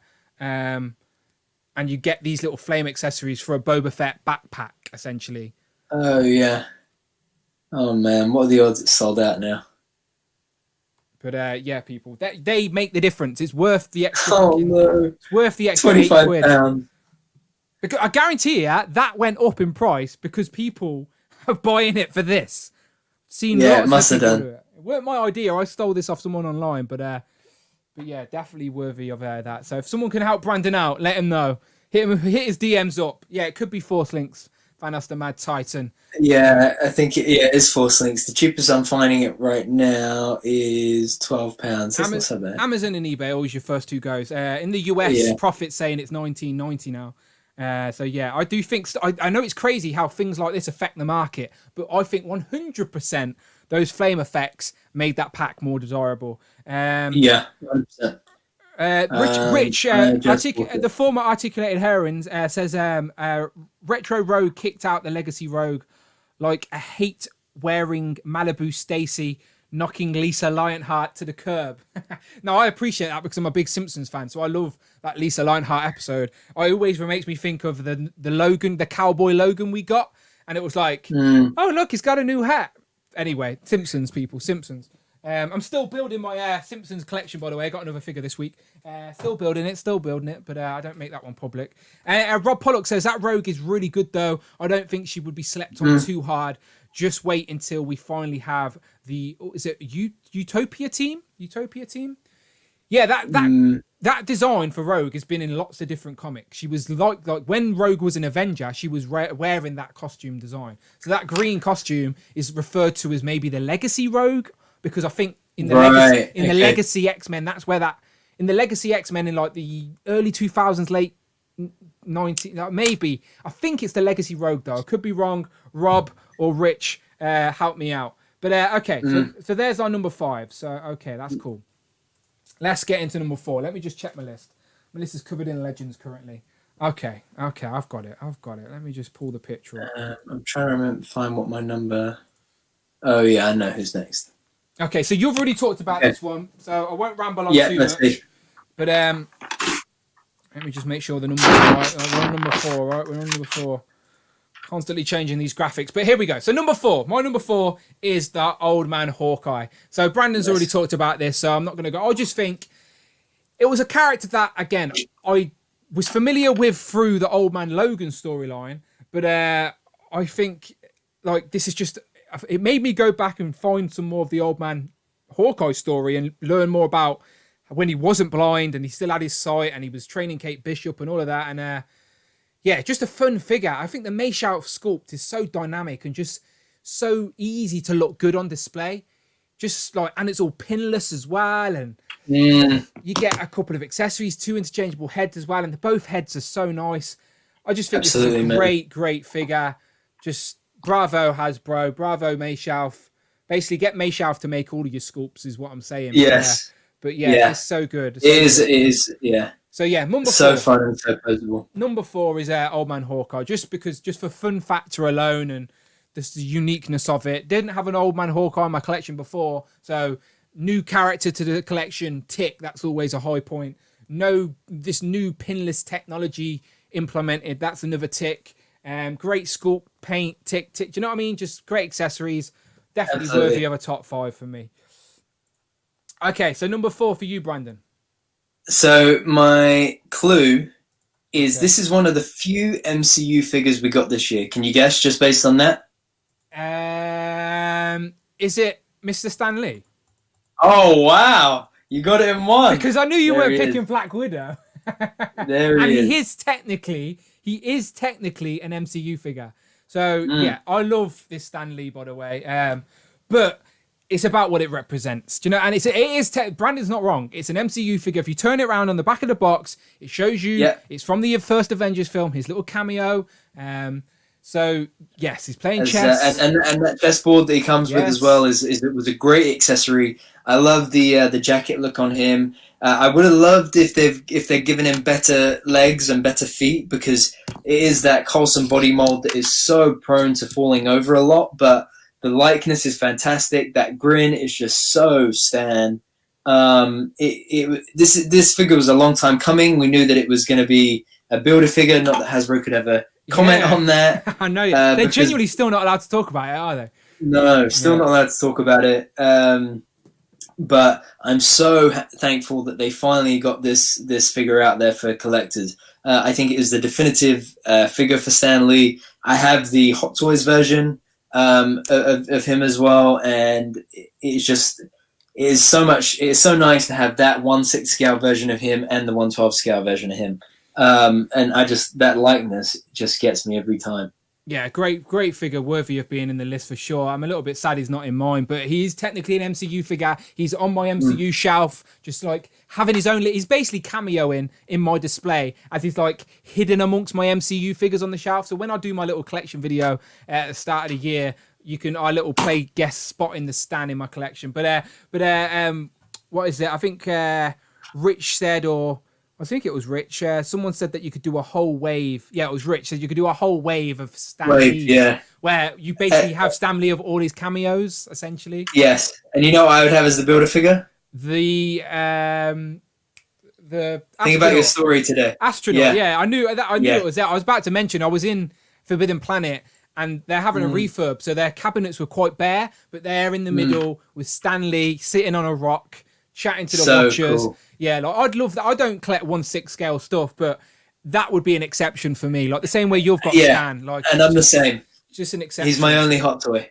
Yeah, and he's my only hot toy. And quickly to go back to Rogue, I just wanted to clarify that Big Will says, yeah, that is the legacy design of Rogue. And then Rob Pollock says, yeah, Legacy Rogue works well as a nickname. She wore that costume after Extreme X-Men and X-Men Reloaded era, roughly 2006 to 2012, if I had to guess. Yeah, I forget, like, years go so by quickly, like 2000 this seemed like last year, but we're already in 2021 in a matter of weeks. Really it's stupid. Okay, but yeah, Stan Lee, great figure. Definitely I've got an extra to keep in box. It's a shame, it just hurts my soul that he wasn't around, so people could take this to him and get signed, but Hasbro honored that with the signature on the front. And definitely worthy of being in anyone's list. And yes, technically an MCU figure. So I love that little loophole. Absolutely. Okay, so just like that, we were at our top 3 then. Top 3. Okay, so we're getting into the nitty gritty now. Okay, so let me. And I'm wondering what our top 3 are. Okay, so I know one figure we've both not mentioned yet. And I think I could guess 2 figures in our top 3, but I've got one that's you already mentioned that's constantly, basically it's been moving all day. Okay. All day. My three have been pretty solid the year through. Okay, mine was literally changed today. I changed what number 1 was. I took figures out. Again, this is my list today. So anyone watching this on the replay, my list has probably changed already, right? Because I'm going to do a whole separate top 10 list, including every single legend, like I do on the channel every year anyway. But for today, with the rules that we've set for ourselves, this is my top 10 list from the 23rd of December.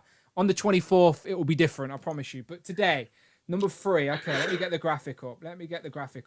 This is going to be controversial because I'm curious where this guy falls on your list. But my number 3. Here we go. Is a Colonel. And it's not Kentucky Fried Chicken Colonel. Oh yeah. I'm with you. Interesting. It's a War Machine, Colonel James Rhodey, of course. Yes.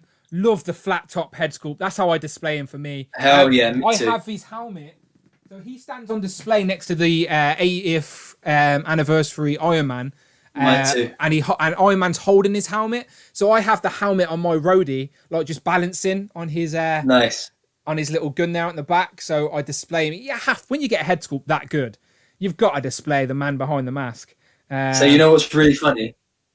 Is this your top 3 as well? This is my number 3. Wait, let me just change the graphics real quick for that. Hey, there you go. There's the top. There we are. There's the top. I love this figure. Absolutely adore this figure. Yeah, I'm so happy that this is the correct way Hasbro needs to give us deluxe figures, because they could have packed this in a single figure in a wave, and the Build-A-Figure piece would have took up more room in the box. You would have got less accessories, but because he was given his own sort of place to shine in a deluxe packaging, they managed to pack out the box with all those accessories for blast effects and stuff like that. So yeah, this is definitely gonna, like, I love the mod. I've not done it myself, but I know people like Rectangular have done it, where they've brought a second one where they could take the gauntlet, the wrist gauntlet here with the guns, and use that on the other arm as well. So he has like the double guns. I've not done it on my own, but it's a great idea. It is a great idea if you've got rich blood. But all pinless. Well, the arms are pinless, not the legs, but the top part's all pinless. Yeah. As I said, the weapons on the back obviously manipulate as his weapons should. They're on like some like little gear that go over the shoulders, which is very nice. My gun's just popped off as I'm giving him compliments. And my favorite thing is the vanilla poses on this guy are just magnificent. You know a figure's good when you can. It's hard to make it look bad, if that makes sense. Do you know, like you can. He can just be in the generic stands, like most of my collection is, to be fair, but still look good. Like, so yeah, James, Colonel Rhodes, AK Rhodey, AK War Machine, and now we're getting like in that Disney Plus sort of announcements where they announced their Armor Wars. Was not expecting that, by the way. But yeah, War Machine seems to be going to be sticking around in our pop culture mind for a little bit longer. Obviously, sure. I got that. I got the comic as well. Is it here? No, Don Cheadle wanted some more of that Disney money, didn't he? Yeah. But I'm not as soon as I saw that announcement, I got the Armor Wars comic. The comic in which the Armor Wars start, basically. Oh, okay. Like the Iron Man comic. Okay. Is it called Armor Wars? The storyline. The storyline is apparently, but that comic itself isn't. I don't think. Oh, so it's just the arc is referred to as Armor Wars. Armor Wars, yeah. Is it an Iron Man comic? Yeah. Okay, Rhodey's going back on my shelf. Okay, Rhodey's on the shelf behind me. So there's our number 3. So that was nice and easy. That's okay. So that's the first time that's happened. Me and Brandon joint position for a figure, but that's good. That's good. So now I'm wondering what 2 and 1 is going to be. By the way, for the record, my 2 and 3 were bouncing and changing all day. But my final decision about 10 minutes before we went live, as I was lining all these figures up on the floor, was this: I've had more fun and I've picked this second place up more than I did the War Machine. Okay, tell me. I can't wait.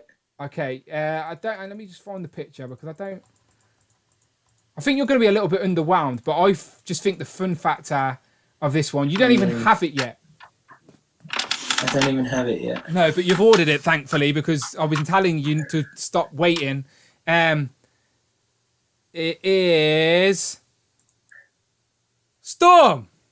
Oh, yeah, nice. So you've already mentioned it in your top 10, even though you said you haven't had her yet, because you know how good it is. I think if you had her in hand, she would have moved up your list. I really do. Like, I didn't know how much fun this figure was or how good this figure was until I got it. So it's the most... It's not my personal favourite outfit for Storm. I've said that many times. My mind's eye and my favourite outfit for Storm, for me personally, will always be the Jim Lee white outfit to go along with the animated show, all of that. But this is probably, in comic lore, her most iconic look. So this fits in with X-Men, with the Outback X-Men, with like the Gold Team. She could go to Wakanda wearing this all black outfit. And like, you can essentially have 2 completely different styled versions of Storm out of this figure. So I love that they gave us the 2 interchangeable heads, 2 sets of hands, the 2 capes. So obviously I've got Storm, all powerful, all seeing. I've got her on a flight stand. Let me just show her off full screen because she's second place. She's worthy. Yeah, go for it. So highest placed female for a long time. So she doesn't have double jointed elbows, which I know is a lot of people's first complaint for a female figure, but the range is still very, very good. No pins as well, so she just looks streamless. Like she just looks aesthetically pleasing. She's very glossy, but I think that costume design is probably, I don't know, PVC or whatever. I don't know, but I think it's meant to be shiny, meant to be glossy. Like that bikini is a bit, and the yellow's just clean. The hair sculpt again, don't know who did it, but very nice. All whited out eyes, the expression, the little finger, you can actually see the electric coming out of her fingers. And then if I wanted to, I could take all of these pieces off and have a more casual, straight-haired, powered, decaped. I just think for a Storm, it was very impressive and worthy of being high up on the list. And I wanted to give the female legends some love, as they very often get overlooked. And when they do it right, they need to know this is how to do it. So this is me telling you, Hasbro, this is the correct way to give us a female legend. Plenty of accessories to give us her different looks. The pinless thing is beautiful. Head sculpts are amazing. I'm going to shut up. But yeah, that's my number 2. And I hope the comments agree. Absolutely. Yeah. Till 2012 says Storm is a great pick. Such a great figure with those different head sculpts and capes. Oh, I keep saying. Rob Pollock says that Storm truly is magnificent. Yeah, I agree with you. It's a great pick. I was trying to get it. I was trying to get it before the stream today so that I could have it in hand while we were talking about it, because I knew that it would be high up on your list as well. But I just by the time I made up my mind, Amazon's delivery date was they moved. Not yeah. So when I first, if you would give me a list of all the figures coming out this year. By the way, the graphic was wrong on the screen for a little bit. It was saying 3. It's now 2. So anyone on the replay, you're confused. I've changed it. But yeah, if you'd give me a list of all the figures that were coming out this year, I wouldn't have even put this Storm in my top 10 of most anticipated or will it be good or anything. Like I genuinely was just like, oh, okay, another Storm. I'll find a place for it. That's how I felt. Yeah. But once I've got it in hand, I've found like a nice place for it on the display. Do you know what I mean? She's not at the back. She's in a nice prominent spot. She just looks great. So I like figures that catch me off guard. Do you know the figures where I'm like, I'm going to get this because I like filling out the collection and I haven't got this uniform for Storm and all of that. I haven't got, obviously, James Proudstar or John Proudstar. I needed Thunderbird. So I was like, okay, I'll have this Storm. But then when I got it, I was like, okay, this one caught me off guard. I was surprisingly very impressed. So yeah, there's my number 2, people. There's my number 2. So I'll shut up and Brandon can tease us with his second place. So my thinking is that my number 2 might be your number 1.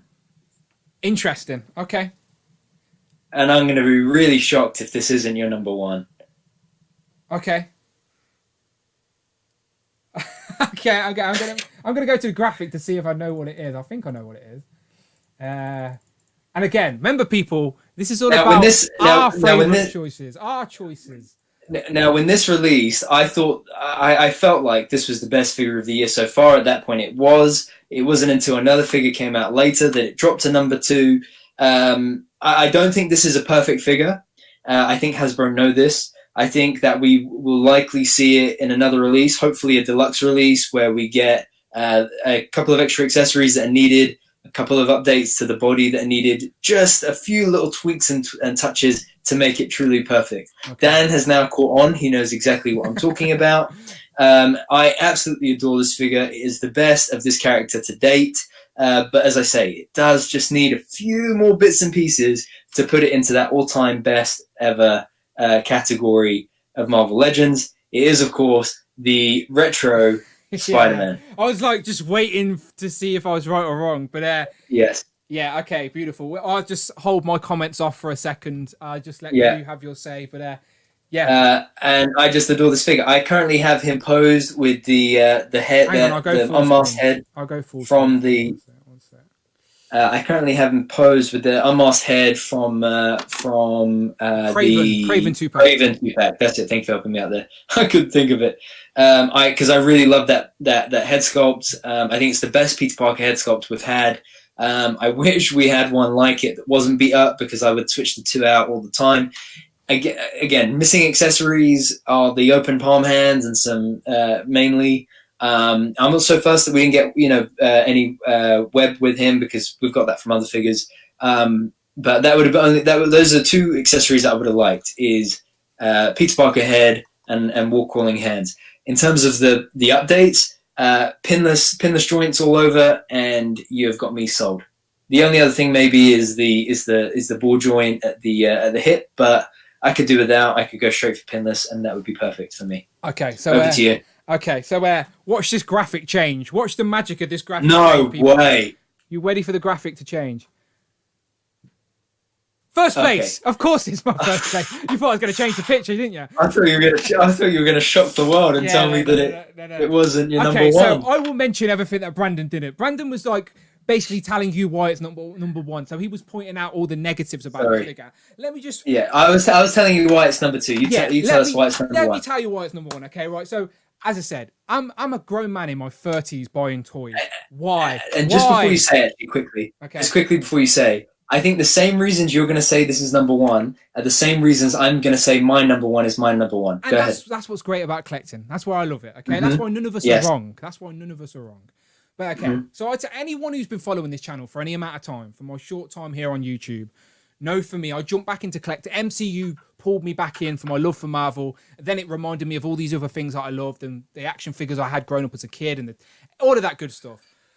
The number one thing from my childhood that got me into Marvel, before the MCU, before the movies, before I even read the comics properly, I probably had seen a comic, but never like properly digested it the way it should have been. It was the animated shows on Fox Kids, or however we watched them in the UK. And the Spider-Man show, out of X-Men and Spider-Man, those two great shows in the 90s, Spider-Man was always my favourite. I love the X-Men show, really do, I always will. But out of the two, Spider-Man just edged it, for me personally. All right, that's controversial, I know, because the X-Men one's so beloved and timeless. But so's the Spider-Man one. And for years, that was my Spider-Man. That Peter Parker from the animated show was my version of Spider-Man. So when the Tobey Maguire films came out, and it was all different. It was like in high school, the webs came out of his hand. Like I was like, this isn't Spider-Man. Do you know, like, because my Spider-Man was the animated show Spider-Man. So like, I was like, I wasn't even into the Tobey Maguire Spider-Man when I was watching growing up, because I was thinking, that's not how I know Spider-Man. Do you know, like, anyway, so I'm just trying to show to you that how nostalgic this Spider-Man retro series is. I had these toys as a kid. I watched the shows. Just reminds me of good, fun, happy times. And I love now that I'm an adult revisiting this, collecting it. You can't see, but I'm slowly on my wall building a display of all the retro figures. Slowly and surely getting there. They're on display. They're on protecting cases and stuff like that. And I don't really display in packaged figures. You know me. You've seen the shelves behind me. I open up my figures, but these ones I've been buying extras just to put on the shelf. And so of course for me it's all about the nostalgia.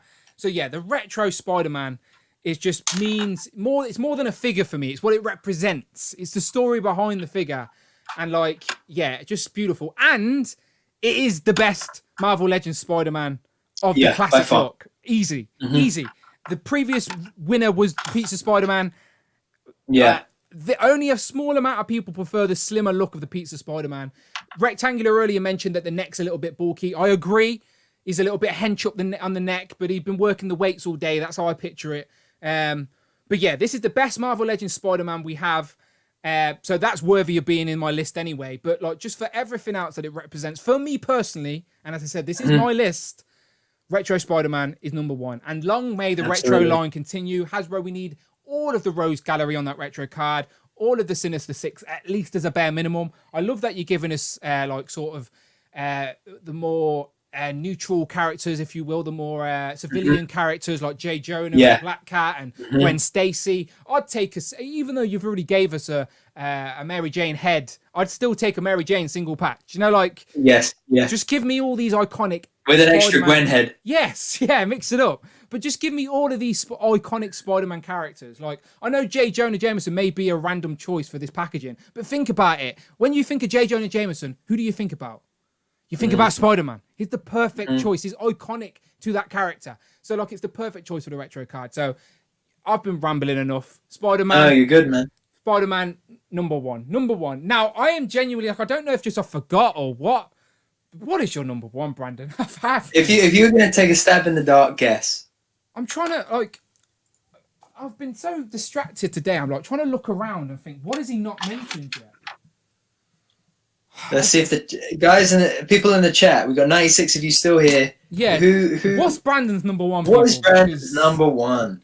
My drink's empty, and like I've flustered myself out of all my Spider-Man talk. And because with what you were just saying there, Dan. Oh wait, it's a Wolverine. With what you were saying, the thing is that it's a Wolverine, isn't it? Okay.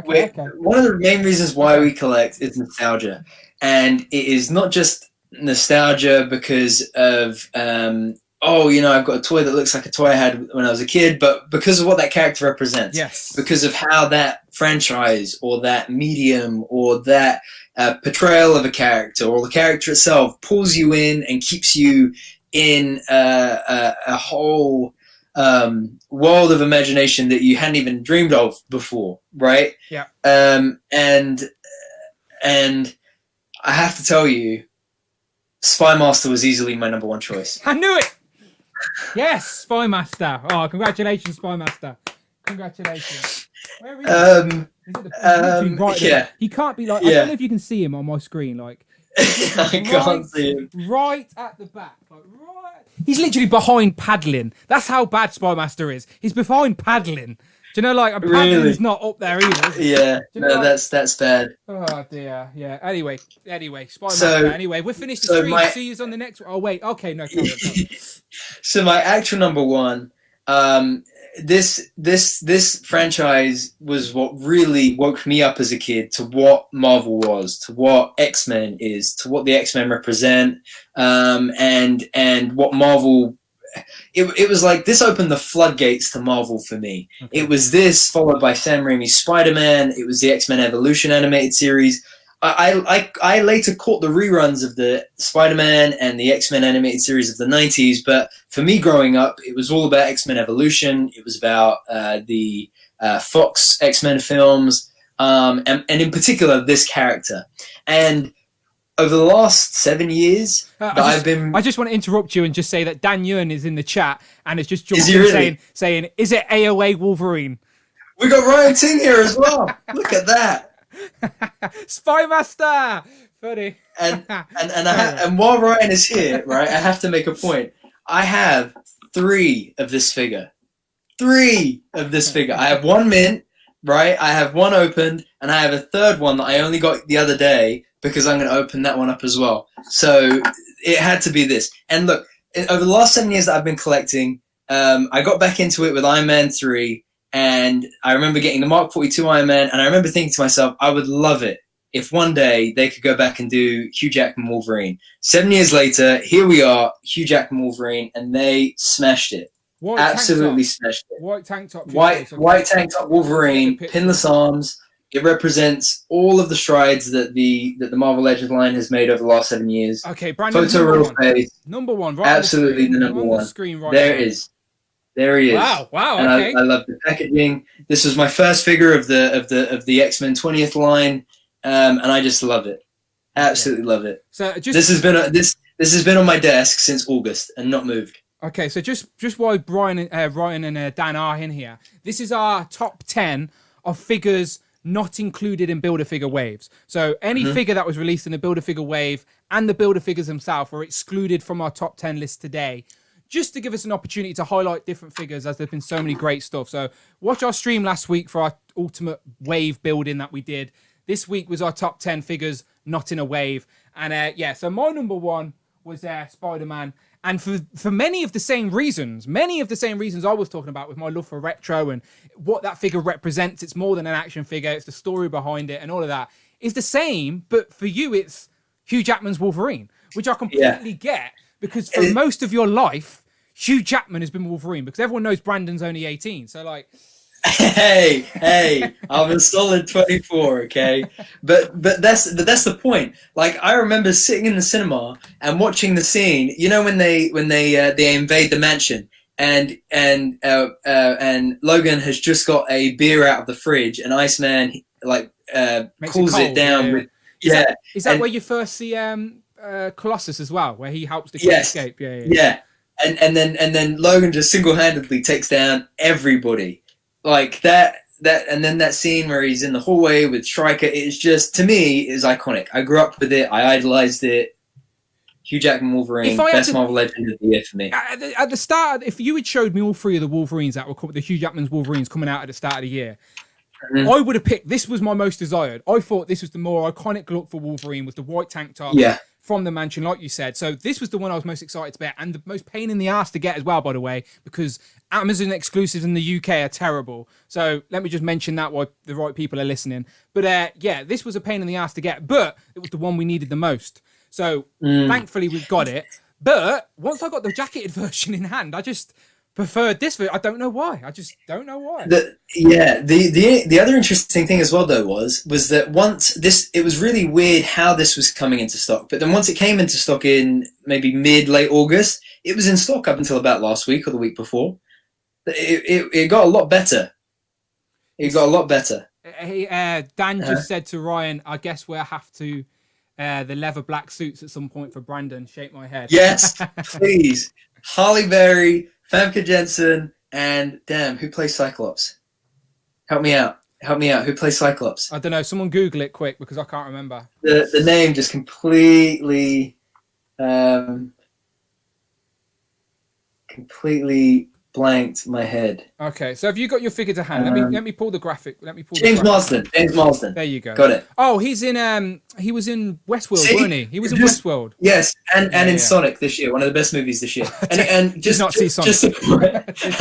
to point out, Ryan did say, and me as well. See, Ryan is with me. X-Men, Fox X-Men needs some more love. Well, like I mentioned earlier, as I said, I mentioned it, but I didn't mean it in such a negative way. But I'm saying, I know. If we don't get any more of the X-Men figures from those films, it's going to always feel like that collection is incomplete. Like, what we've got is great, but without Storm, Cyclops, and Jean, and even Rogue's a key character as well. Like, that sort of corner Iceman, of the display. Pyro, Nightcrawler. Exactly. Toad, even, your favourite after all. So, like, there is so much more potential. But again, I guess it all depends on what people want. Do you know how well this line has done this year? Again, we don't know. Because everyone loves different things. But undoubtedly great figures. But yeah, there's still plenty of room within that world to dip into if they're still on the table. Just hold your figure up then. If you hold your number one up. So my number one is Retro Spider-Man. There he is. And Brandon's number one is Tank Top Wolverine. Beautiful. They're our number ones. So Brandon. So just a quick question before we just chat some more nonsense. If we were allowed to include any figure release this year, so even the builder figures and even the single packed figures in the waves, if they were included in our top 10. Would you have number one changed? No, I can actually tell you my top 10 with everything included if you want it quickly. Go for it. Let me full screen you. This is all yours. So this is Brandon's top 10 people out of every Marvel Legends release this year. The floor, the stage is yours. So of all the Marvel Legends released this year, my top 10 overall is number one I'll go from 10. So number 10 is Shang-Chi.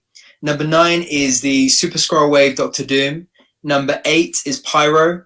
Number 7 is the Super Skrull Build-A-Figure. Number 6 is the single release Stan Lee. Number 5 is the Deluxe War Machine. Number 4 is the Retro Spider-Man. Number 3 is Falcon from the Joe Fixit Wave. Number 2 is Kang from the Joe Fixit Wave. And then number 1 is Hugh Jackman's Amazon exclusive Tank Top Wolverine. Wow, I really need to open. I've literally got the Joe Fixit Wave in boxes ready to be open. Man. I need to get those open No, I'll probably save them for Christmas Day, and that could be my little treat for Christmas Day or something. But good idea. But yeah, I need to get those open because I know I'm gonna like Kang and Falcon, and I know they're gonna be contenders for my top 10. So I will be doing a top 10 overall on the channel before the year is out. I'll probably put it out on New Year's Eve or New Year's Day, but I will do a separate top 10 list, including every Marvel legend. That means everything's on the table. But for today, as I said, me and Brandon wanted to just, instead of just doing one stream talking about the legends, we thought, let's just split it up and make it a bit fun. So as I said, last week's stream, we did our ultimate wave build, and we picked the favorite figure in each wave, then our favorite builder figure, created our own ultimate wave of 2020. This week was our top 10, including everything else, all the single packs, exclusives and stuff like that. And but yeah, as I said, the retro stuff for me, like let me full screen myself for a second. So as I said, I've only this week just got Cyborg, Spider-Man, Negative Zone, Black Cat, and J. Jonah. So I need to make room, and I've still got to put a few more on the shelf. But there's the space, people. Okay, so Hasbro, there's the challenge to you guys. I've got some so retro. True. I need more retro Spider-Man figures. This whole wall. Obviously, another row is going to be completed. Another row and a half is going to be completed by the end of the holiday. But look how long that wall is, people. Okay, I need more Spider-Man retro stuff. Okay, so all our talking about legends today. Hang on, let me switch back to the camera. I forgot to open my gift. It's Christmas, and the only gift I've got is from Ryan. Just quickly before you do, so Ryan says, "Great job, guys! Excellent picks, except the ones that I will disagree with when I watch this back in its entirety." and then Dan says, "Great choices, Brandon. Dan, I'll expect only AOA characters in your top 10." I might do a separate top 10 for AOA figures. Did we get at least 10? No, we got at least 9. We got at least 9. Well, actually, wait. I think you got 7 in the wave, right? Or 6 or 7 in the wave. Plus the builder figure, plus the builder figure, plus the deluxe. I never reviewed him, but I did get him, people. He is there. Yeah, AOA plus the deluxe Apocalypse. And then if you remember, the Caliban Wave Blink is technically it's true. AOA. I do. Maybe I can do a whole AOA. Do you know what? I'm not even joking, right? And I always just joked about hating the AOA. But after we did that stream talking about all the other character designs we could possibly get, I do sort of want a long-haired Cyclops and Sabretooth and other characters of AOA. If Dan gets his way, it's happening. If a second wave was announced, I wouldn't be as mad as I was the first time. And next year, I've got to hold back on collecting so much other crap as well. So anyway, right. So this in front of me, this package today isn't from Hasbro Pulse because there's no Hasbro Pulse in the UK. This is from Mr. Laser Pants himself, Sir Laser Trousers, as we call him around these ways. This was a package sent to me. So I told him I needed an extra something or other. So I asked him for an extra Retro Storm, as they never got re-released in the UK. And I just wanted an extra, for a rainy day, as I want to put extra the Retro Storm, Rogue, and Gambit. And again, while the Hasbro team are here, we need Blue Beast on that retro card, please. We need Tiger Stripe Wolverine on that retro card. At least Jim Lee Cyclops on that retro card. At least every character that was on the intro to the animated show from the 90s needs a retro card, okay? I'm not going to be happy until every character on the intro. Okay, so that means Gambit and Jubilee. Well, we've got Gambit, I mean Jubilee. Anyway. And if we get Jim Lee, he needs 2 Jim Lee Cyclops, 2 fists, and 2 trigger hands. 2 Jean Grey pleasing hands, you mean? No, 2 trigger hands is what I meant. Okay, Laser Pant, thank you very much. So this is all the way from the US. This is Infinity Equation. So in here will be Storm and whatever other treats is packed in here. So Laser Pants, I've got an empty bottle and my missus isn't around to give me another one. So I've tipped my empty bottle to you. But thank you very much and Merry Christmas. Literally, this will be the only present I get that includes toys. I'm not even joking. Like, nobody will buy me toys because they think I'm like a grown man. See, I wouldn't trust anyone to buy me toys. But that's why you got to do it from you, man. My December pre-orders, they go all the way towards Christmas. Is Laser Pants in the chat? Technically, he is. Yeah, he says Pulse technically is from Hasbro Pulse originally. I'm saving Black Cat and J. Jonah and the Silver Centurion Iron Man and my Legends that I'm opening up on Christmas Day. Okay, so in the box, the first thing that's fallen out to me is some Infinity Equation stickers. Beautiful. Nice. I will find a place for them. I'm going to stick them on my neighbours' cars as they drive off. Get a promotion. Okay. And I got a little note as well. Okay, so it says Pow Dan. Okay, you can't see it. Let me full screen. Sorry, Brandon. You're getting go full screen. Go for it. Full screen. Let me full screen this. Okay, so thank you very much, Ryan Laserpants. Right, okay, so I don't know how well you can see that, but he's got a little note, and it reads, "Pow!" Of course, Dan W. trademark. If you say "pow," you do owe me £1 every time, by the way. Pow. Dan, enjoy this box of fun. Little items I put together for you, Laserpants. P.S. My wife, Amber, made the Stormtrooper cufflinks. Okay, let's have a look what we got here then. So, first thing out of the box of treats is, oh wow, this is something I actually was very intrigued to get. Look at that. So that is the Teenage Mutant Ninja Turtles party wagon in like a Micro Machines Hot Wheels type. Oh, Hot Wheels. Oh, that's beautiful. So you can't see on my wall, but the wall above the camera is all turtles, all NECA Turtles, cartoon and movie, and that is definitely going to be cool. That is going to be hung up on the wall with them. So wow, thank you very much. Stuff like this is really hard to get in the UK as well, by the way. Like you don't find these on the shelves anywhere. So that is a very nice piece. Thank you very much. Okay, so also got Karate Kid Cobra Kai. I need to watch that. Have you seen that? It's a pin. Yeah, people keep telling me to watch it, but I haven't watched it yet. So I sort of guess that's because I'm Danielson, right? I am Danielson after all, Cobra Kai. So it's on Netflix now. I do need to go and watch it. I did enjoy the Karate Kid movies growing up. That's, by the way, for a whole life I've been called Danielson. It's absolutely ridiculous, and it's because of Karate Kid. And every person that calls me Danielson giggles like they're the first person to call me Danielson. I'm like, okay, now, come on. Money in the bank. Oh, Super Chat. Thank you very much, Big Will. K99 donated £5 through Super Chat. Pow, pow, pow, pow, pow. That should cover it, lol. Thank you very much, Big Willie style. Trademark Will Smith, haha, laugh. But yeah, £5. So he's given me £5 in Super Chats. Thank you very much, Big Will. Didn't have to do that, but I appreciate it on this Christmas season. And look at these cufflinks, people. My missus is going to hate me at the next wedding I go to, by the way. Look at these. That is really funny. These are made by Miss Laserpants as well. That's amazing. So thank you very much, Miss Laserpants. Much appreciated. That is hilarious. But also very cool. I'm not going to tell my missus I got these. And then on our next formal event, I'm going to wear them. Can you imagine? Okay. Okay, so we've got another first order pin here as well. Thank you very much. Nice. And then the main event, of course, there is something else. I'll get that in a minute, but I need to get the main event open. But I've got to be careful. He's packaged it very nice, considering it's come all the way from the US. It is, of course, Retro Storm. So we have just recently got Retro Rogue and Retro Gambit. Now, Retro Storm is Rogue is already impossible to get in the UK. She's gone. She came and she went.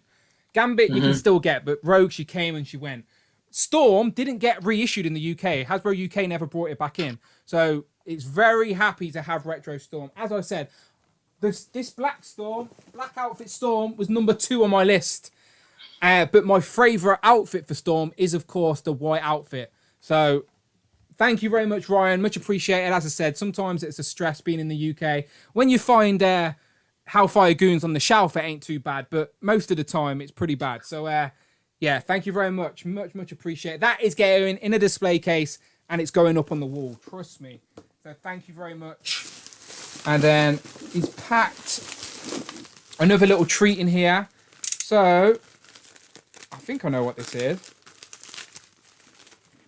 So this is, I don't know his technical name, but it's an articulated icons. Oh, nice. Samurai Ninja.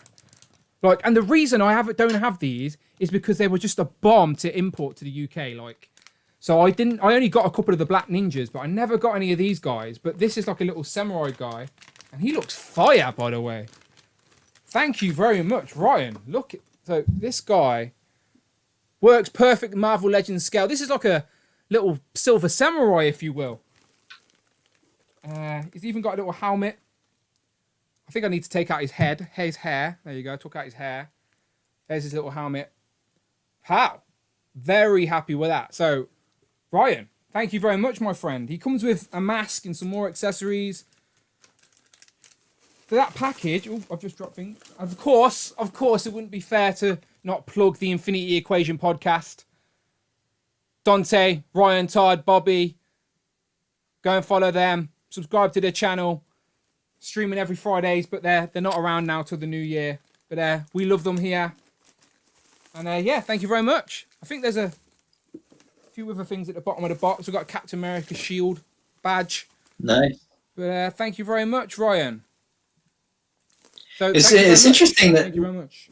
It's interesting that that neither of us had Retro Rogue on our top 10. Oh, hang on, I've just found a picture. Okay, I didn't see this. I didn't see... Sorry, I'm going back to full screen. Go ahead.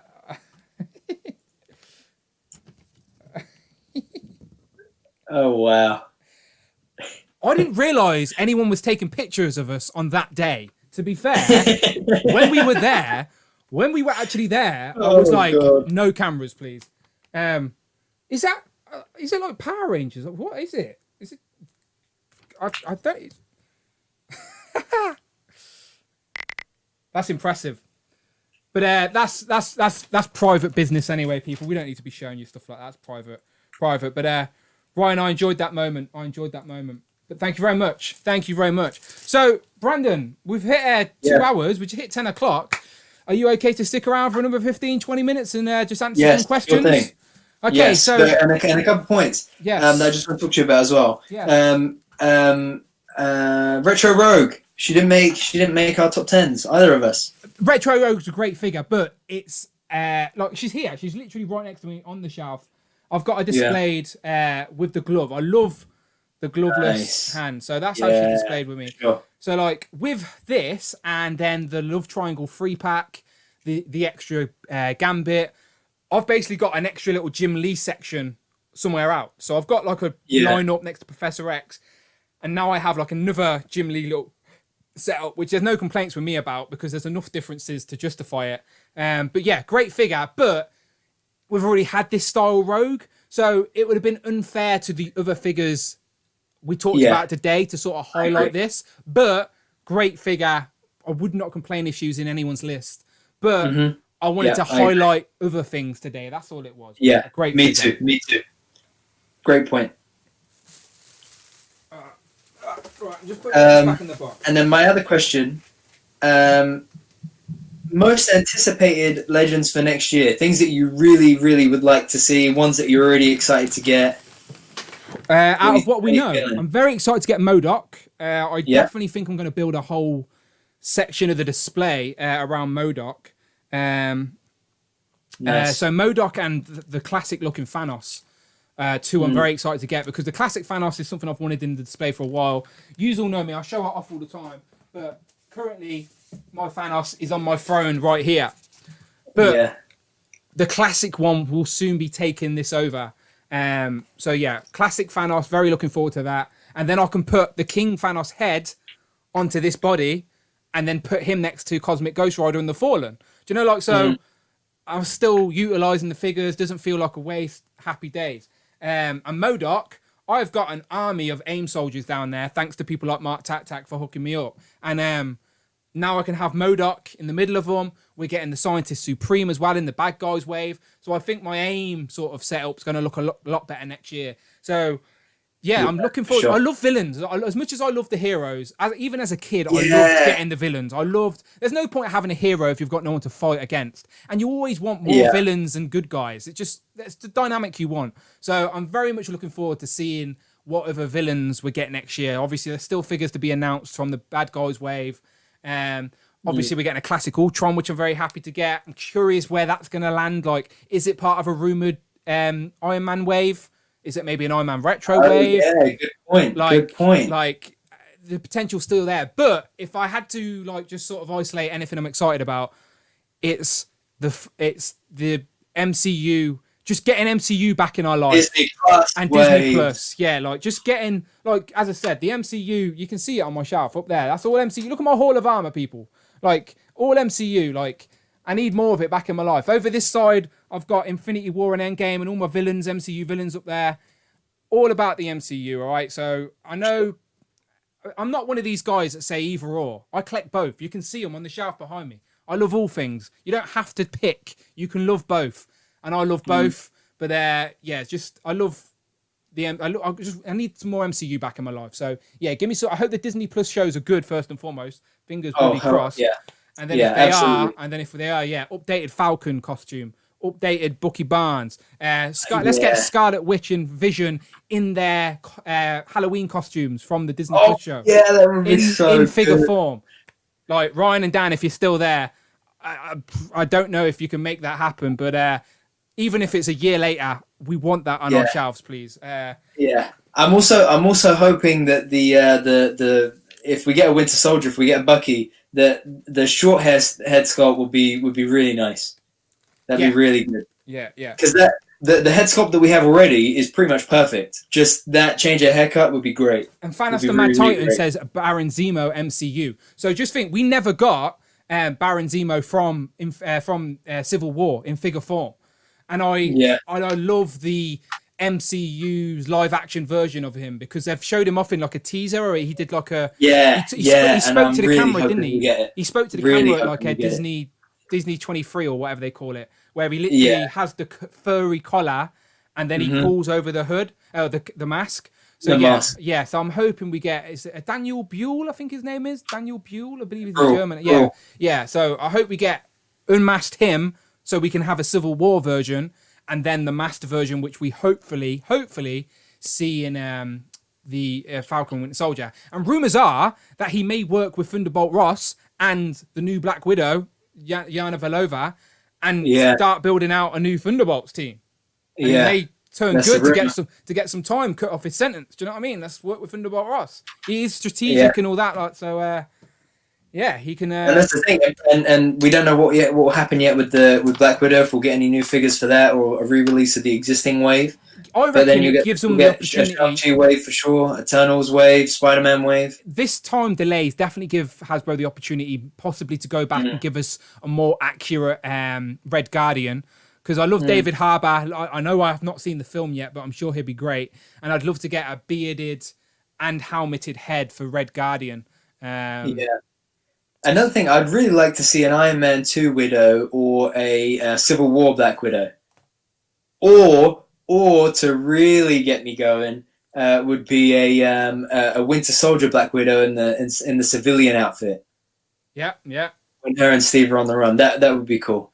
I know. I'm just thinking out loud for what other Widow related stuff they could do. I think people would love like a civilian style pack. Like I know Sharon Carter in the MCU is meant to be on the run or something. Again, nobody knows yet. But apparently. So like we could have like just Sharon Carter in a long coat or something like that. Like that looks very civilian looks. I know people in the ACBA community would like stuff like that. But I'd take an MCU Sharon Carter as well all day, by the way.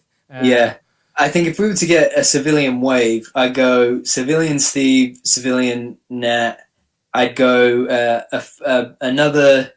I'd probably actually go in Legends form. The workstation Tony Stark, workshops Tony Stark. From Iron Man 3. Yeah. A new Fury, a new what's her name? Maria Hill. There's loads. Oh, by the way, Rob Pollock says, great show, guys. Great picks, except for the part where the Hellfire Club went completely without a mention.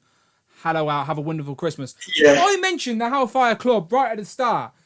Hellfire Hank was my first mention. And I also said, and the Cuckoos, Stepford Cuckoos, were number 10. Number 10. And I mentioned the rest of the figures in that pack were great as well. I think had Emma Frost had pinless legs, she would have been in my top 10. If Emma Frost could stand up, she would have been in my top 10. And that's the thing. I love those. I love that Emma Frost figure especially, but that's just the only thing is the legs. I love Emma Frost. She really wanted like the corset Emma Frost for a long time. This is my mind's eye version of Emma Frost. Very happy to have her. She just falls over all the time. Hasbro, next year, can you just give us some like clear, translucent little stands like that are unnoticeable on display that just help these healed figures? We don't need them with all the figures, just the ones with heels, please. But yeah, look, she will not stand to save her life. And that's a big thing. If we had to sacrifice all of the other female legends' legs for pins, have flat feet to have pins, and if we could have the ones with heels not have pins, that would be the best thing ever for female legends. Yeah. All good. Right. Okay. So me and Brandon will stick around for a little bit longer. If anyone does have any questions and you're feeling festive and Christmassy, throw them in a super chat. Much appreciated. But otherwise, we're going to take a look on the chat. And you got us for another 10 or so minutes, if that's okay, Brandon. We'll get off. For sure. Yes, no problem. Yeah, sound. And just last thing on that as well, Spider-Verse next year is going to be epic. Yes. Let's see what I just think the floodgates are definitely open with Spider-Man 3. If all the rumours are true, then the floodgates are open. I think next year may be the year you get your Tobey Maguire Spider-Man. If the rumours are true. Yeah, man. If that's true, and we're going to see Raimi Spider-Man, oh my God, and Andrew Garfield Spider-Man. Yeah, it would be like, whether you like those Spider-Man films or not, whatever Spider-Man you prefer, it will be pretty epic to see Tom Holland, Tobey Maguire, and Andrew Garfield all in the same scene. And the thing is, for all the MCU content we're going to get next year, listen, you and me both know Kevin Feige has never, ever dropped the ball. And those MCU, those exactly, he hasn't dropped the ball, but series will not. Exactly. However, Sony is still involved with the Spider-Man one, and they're going to want to get their little shine on. Oh, show Silver and Black. Show a bit more of Morbius. Show. Do you know what I mean? So Spider-Man 3 is the only one I'm a little bit concerned about. I trust Marvel, our Lord and Savior Kevin Feige. We trust him, but I don't trust Sony. Okay, so jump into the questions real quick. Okay. Yes, so, let's see what we got. Someone just asked about Shocker that I wanted to talk about. Sonny said, do you think we will get a decent Shocker? I think a more classic-looking Shocker is definitely worthy of being on the Retro Spider-Man card. Yes, I know I keep talking about Retro Spider-Man card, but a classic Shocker is definitely a character worthy, a sought-after character that's worthy of a re-release, and on that Retro card is the perfect place to put him, repaint, more classic-looking, put it on the Retro card, ding, ding, I'm buying 2. So, yes, Shocker.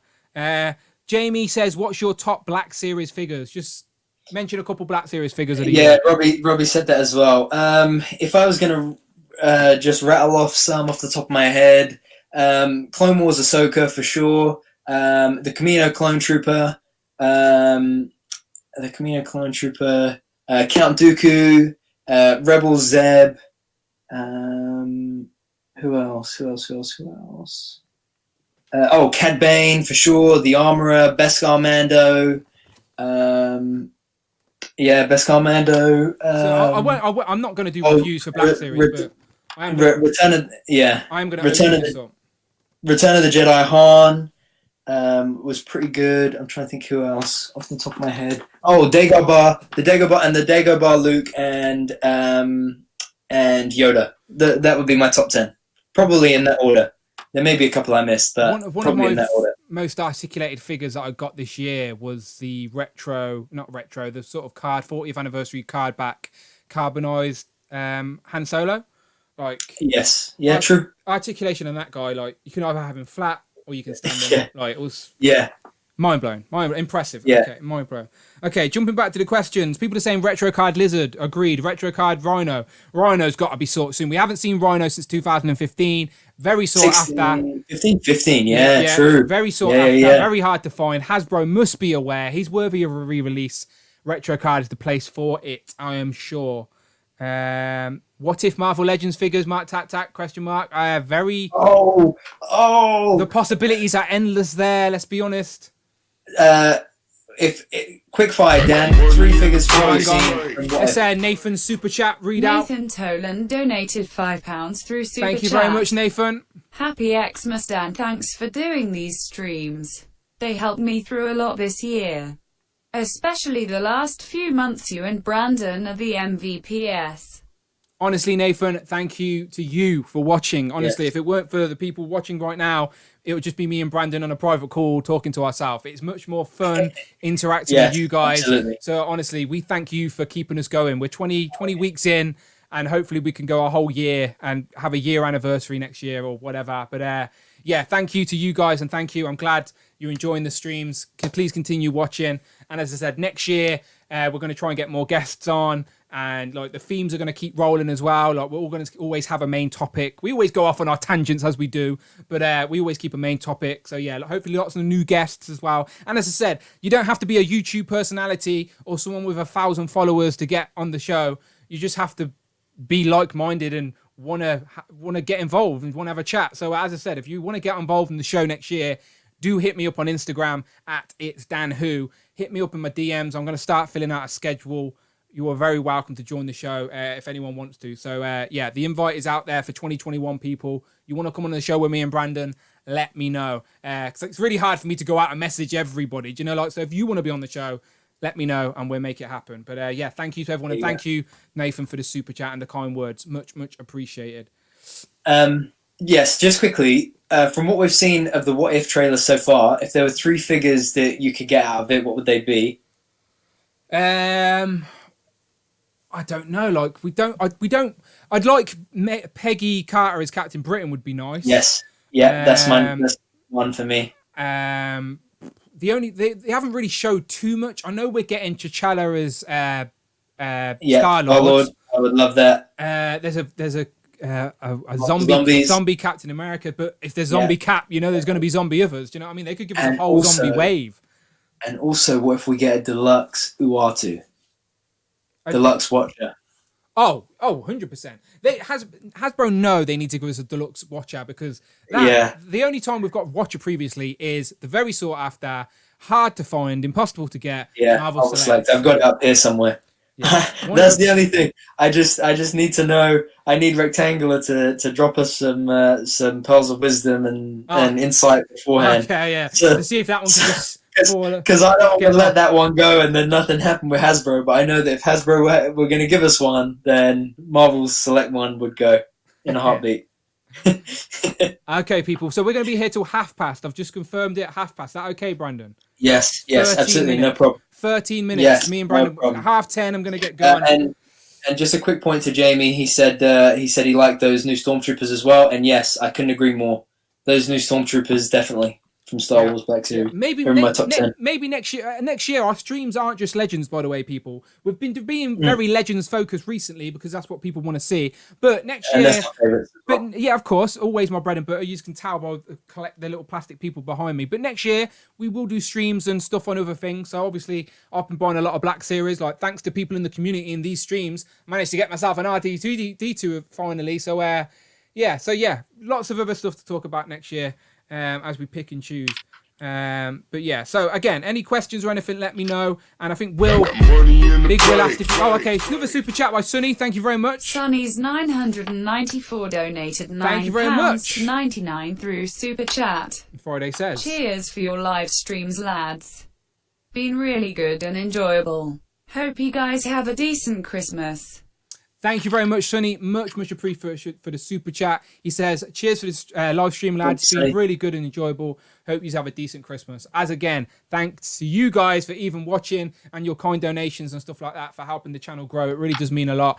As I said, me and Brandon are planning to stick around in 2021. And I think Will asked if he could be a guest. Of course you can, Big Will. Just hit me up. I plan on having all of the regulars on. Like we did a birthday stream recently on the channel where Brandon had to go, unfortunately, but there was one time where I had like 8 people on stream where obviously we can't do that every week, but I'm going to try and do one of them maybe once every 6 weeks or something. I don't know how I'm going to do it yet, but I'm definitely going to have like the occasional special stream where we just let the floodgates open to anyone who wants to get involved and talk some toys, essentially. But I think that would be really fun. And see how many people we could get on live at once. I literally want this whole screen full up of little squares and people, like it's what's that old TV show where they're all in blocks? Never mind. I know what I'm talking about. I can't over my head. But thank you very much for the super chat, Sonny. Much appreciated. Okay, just having a quick scan through the chat. Some of them are mentioning what they'd like in figure form. Still need that Pokemon video from Brandon, Sonny says. Oh, very true. Very true. You should make a YouTube channel, Brandon, so you can put some of your content on there. Just a little channel, just to put some of your content on there. Instagram is easier to manage and maintain. You can do a little Instagram. You can still put it on their IGTV, right? Yes, yeah, I'll do that. Yeah, do an IGTV one. Cool. Yeah, Big Will, DM me. Beautiful. Blankety blank, Brady Bunch. Yeah, well, you know what I mean. You essentially know what I mean. All in squares. Don't Drapers with me says Brandon is too young to know that. Yeah, you probably. That's why when people blank me, like if I've sent someone a message and they don't reply, then I usually reply back going, "Where's my matchbook and pen?" And people, it goes straight over their head. They're like, "What are you on about?" But in blankety blank, for being a contestant, they would give you like a complimentary matchbook and pen. It was a shit gift, but it was just always stuck with me. So now if someone blanks me, I'm like, all right, where's my matchbook and pen? Because they blanked me. Anyway, I'm the only person that does that. Goes over everyone's heads, but I think I'm hilarious. Ha ha ha. But yeah, next year, Phil Jones is going to come on for a whole show. Like, we'll make that happen. Matt Tat's going to come on for a whole show. We'll make that happen. All the regulars are. Honestly, really do appreciate you all. And yeah, Tat says, yeah, Hero Collectibles YouTube. We're peer pressure Brandon into do it. I might just make him an account and then send him the password. No, I promise. Or upload stuff for you. I promise. Like, here I am. In the new year, I will definitely put some more content up on my Instagram. Absolutely, it's one of my New Year's resolutions is to really take some more photos, get some more videos up. Absolutely, on my Instagram. I can see the little eyes, Marcus. Yes, you can come back on for a show. Prophet can come back onto a show. All the names that I see every week don't even need to confirm. They can. You 100% can be. Trust me. Just we'll sort it out in the new year. Not a problem. Okay. All right. Hollywood Squares. See, everyone's mentioning different shows with squares on. There was clearly many references for me to pull from there, and I couldn't think of one of them. But I thank you all. Official Spidey says we need Marvel Spider-Man Miles Morales Gamerverse figures, and Official Spidey. I assume by your name you're a big Spider-Man's fan. And these Gamerverse figures are for you, my friend. But for me, it's hard for me to get excited about them. But I could definitely see the appeal. You try and get that Spider-Man, that PS4 Gamerverse Spider-Man right now. You're not getting it for less than 50 quid. No. So clearly... No. I would love to see that and the new Miles Spider-Man as well. That's what I'm saying. So clearly, there's a market out there for them. So if you release the PS4 Miles Morales figure, I have no doubts it would be very popular. Clockwork Orgy says, finally caught a live stream, guys. Usually catch the replay. Well, welcome to the liveness. And the advantage of being live is that we can read your comments as you're here. And so, yeah, thank you, Clockwork Orgy. Much appreciated. Yes, beautiful, beautiful. Okay, right. So, just having a quick look at all the graphics from earlier. Beautiful, beautiful. So again, if you are watching the replay and this is the only stream you've seen, let me just say, last week me and Brandon did a best of waves 2020, where we did a fantasy list of our 2020 waves and we picked a figure in each wave, etc. That's on the channel right now. Go and find the playlist. It's there. Enjoy. If you're into long stream content, put us on in the background while you're rearranging your display, or you're on a long drive to work, or you're on a road trip, or you're in the kitchen making dinner. Just put us on the screen on the iPad or on the Alexa, whatever you want to do, and just listen to our ramblings. I wouldn't put us on if you want to fall asleep, though, because we talk too loud. But yeah, beautiful. Okay, I see Force 2012 Super Chat, which we love you for. I'll let Friday read that out. Yeah, people like the idea of a Miles Morales PS4 figure, by the way. Yeah, absolutely. Needed. Will says retro carded Banshee and Morph. I can see Morph happening next year. People want Morph, the animated Morph. A couple of interchangeable heads, very similar to the Toy Biz version. That would be a very sought after figure. I have no doubts about it. Prophet says, walking the dog. Yes, you can listen to us while walking through the dog. The advantage of this type of stream is you don't have to watch the screen. You can listen to it in audio form. Yeah. I guess it's a little bit better if you can see the screen when we throw up the pictures and stuff. But you can listen to it in audio form.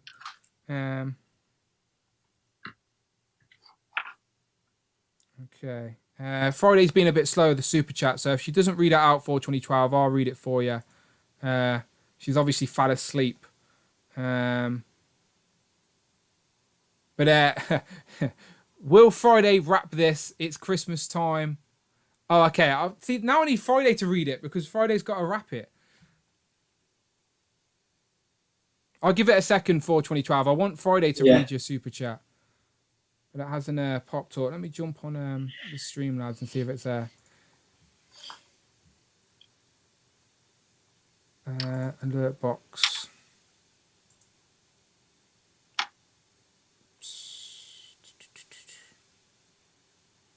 All right, sorry people, I'm just checking my Streamlabs, seeing if I can get the super chats talking to us. You see any comments, Brandon, to stop my awkward silence? Please do. Friday might have fell asleep. Renard Brown is saying Banshee next year. Sonny says the top figure I want for next year is a Clone Wars Darth Maul. I'm a Legends diehard, but I'll take anything Darth Maul. We got a Darth Maul on the archive wave, right? Yeah, but he wants a Clone Wars. Oh, with the robotic legs. Yeah, which would hopefully be on a new body as well. With some new articulation would be nice. Maybe a butterfly joint. Okay, for 2012, I do apologise. I don't know what happened to Friday. She must have fell asleep. I was about to say. To be honest, I blame Brandon. I don't know why, I just do. He's the only one here for me to blame.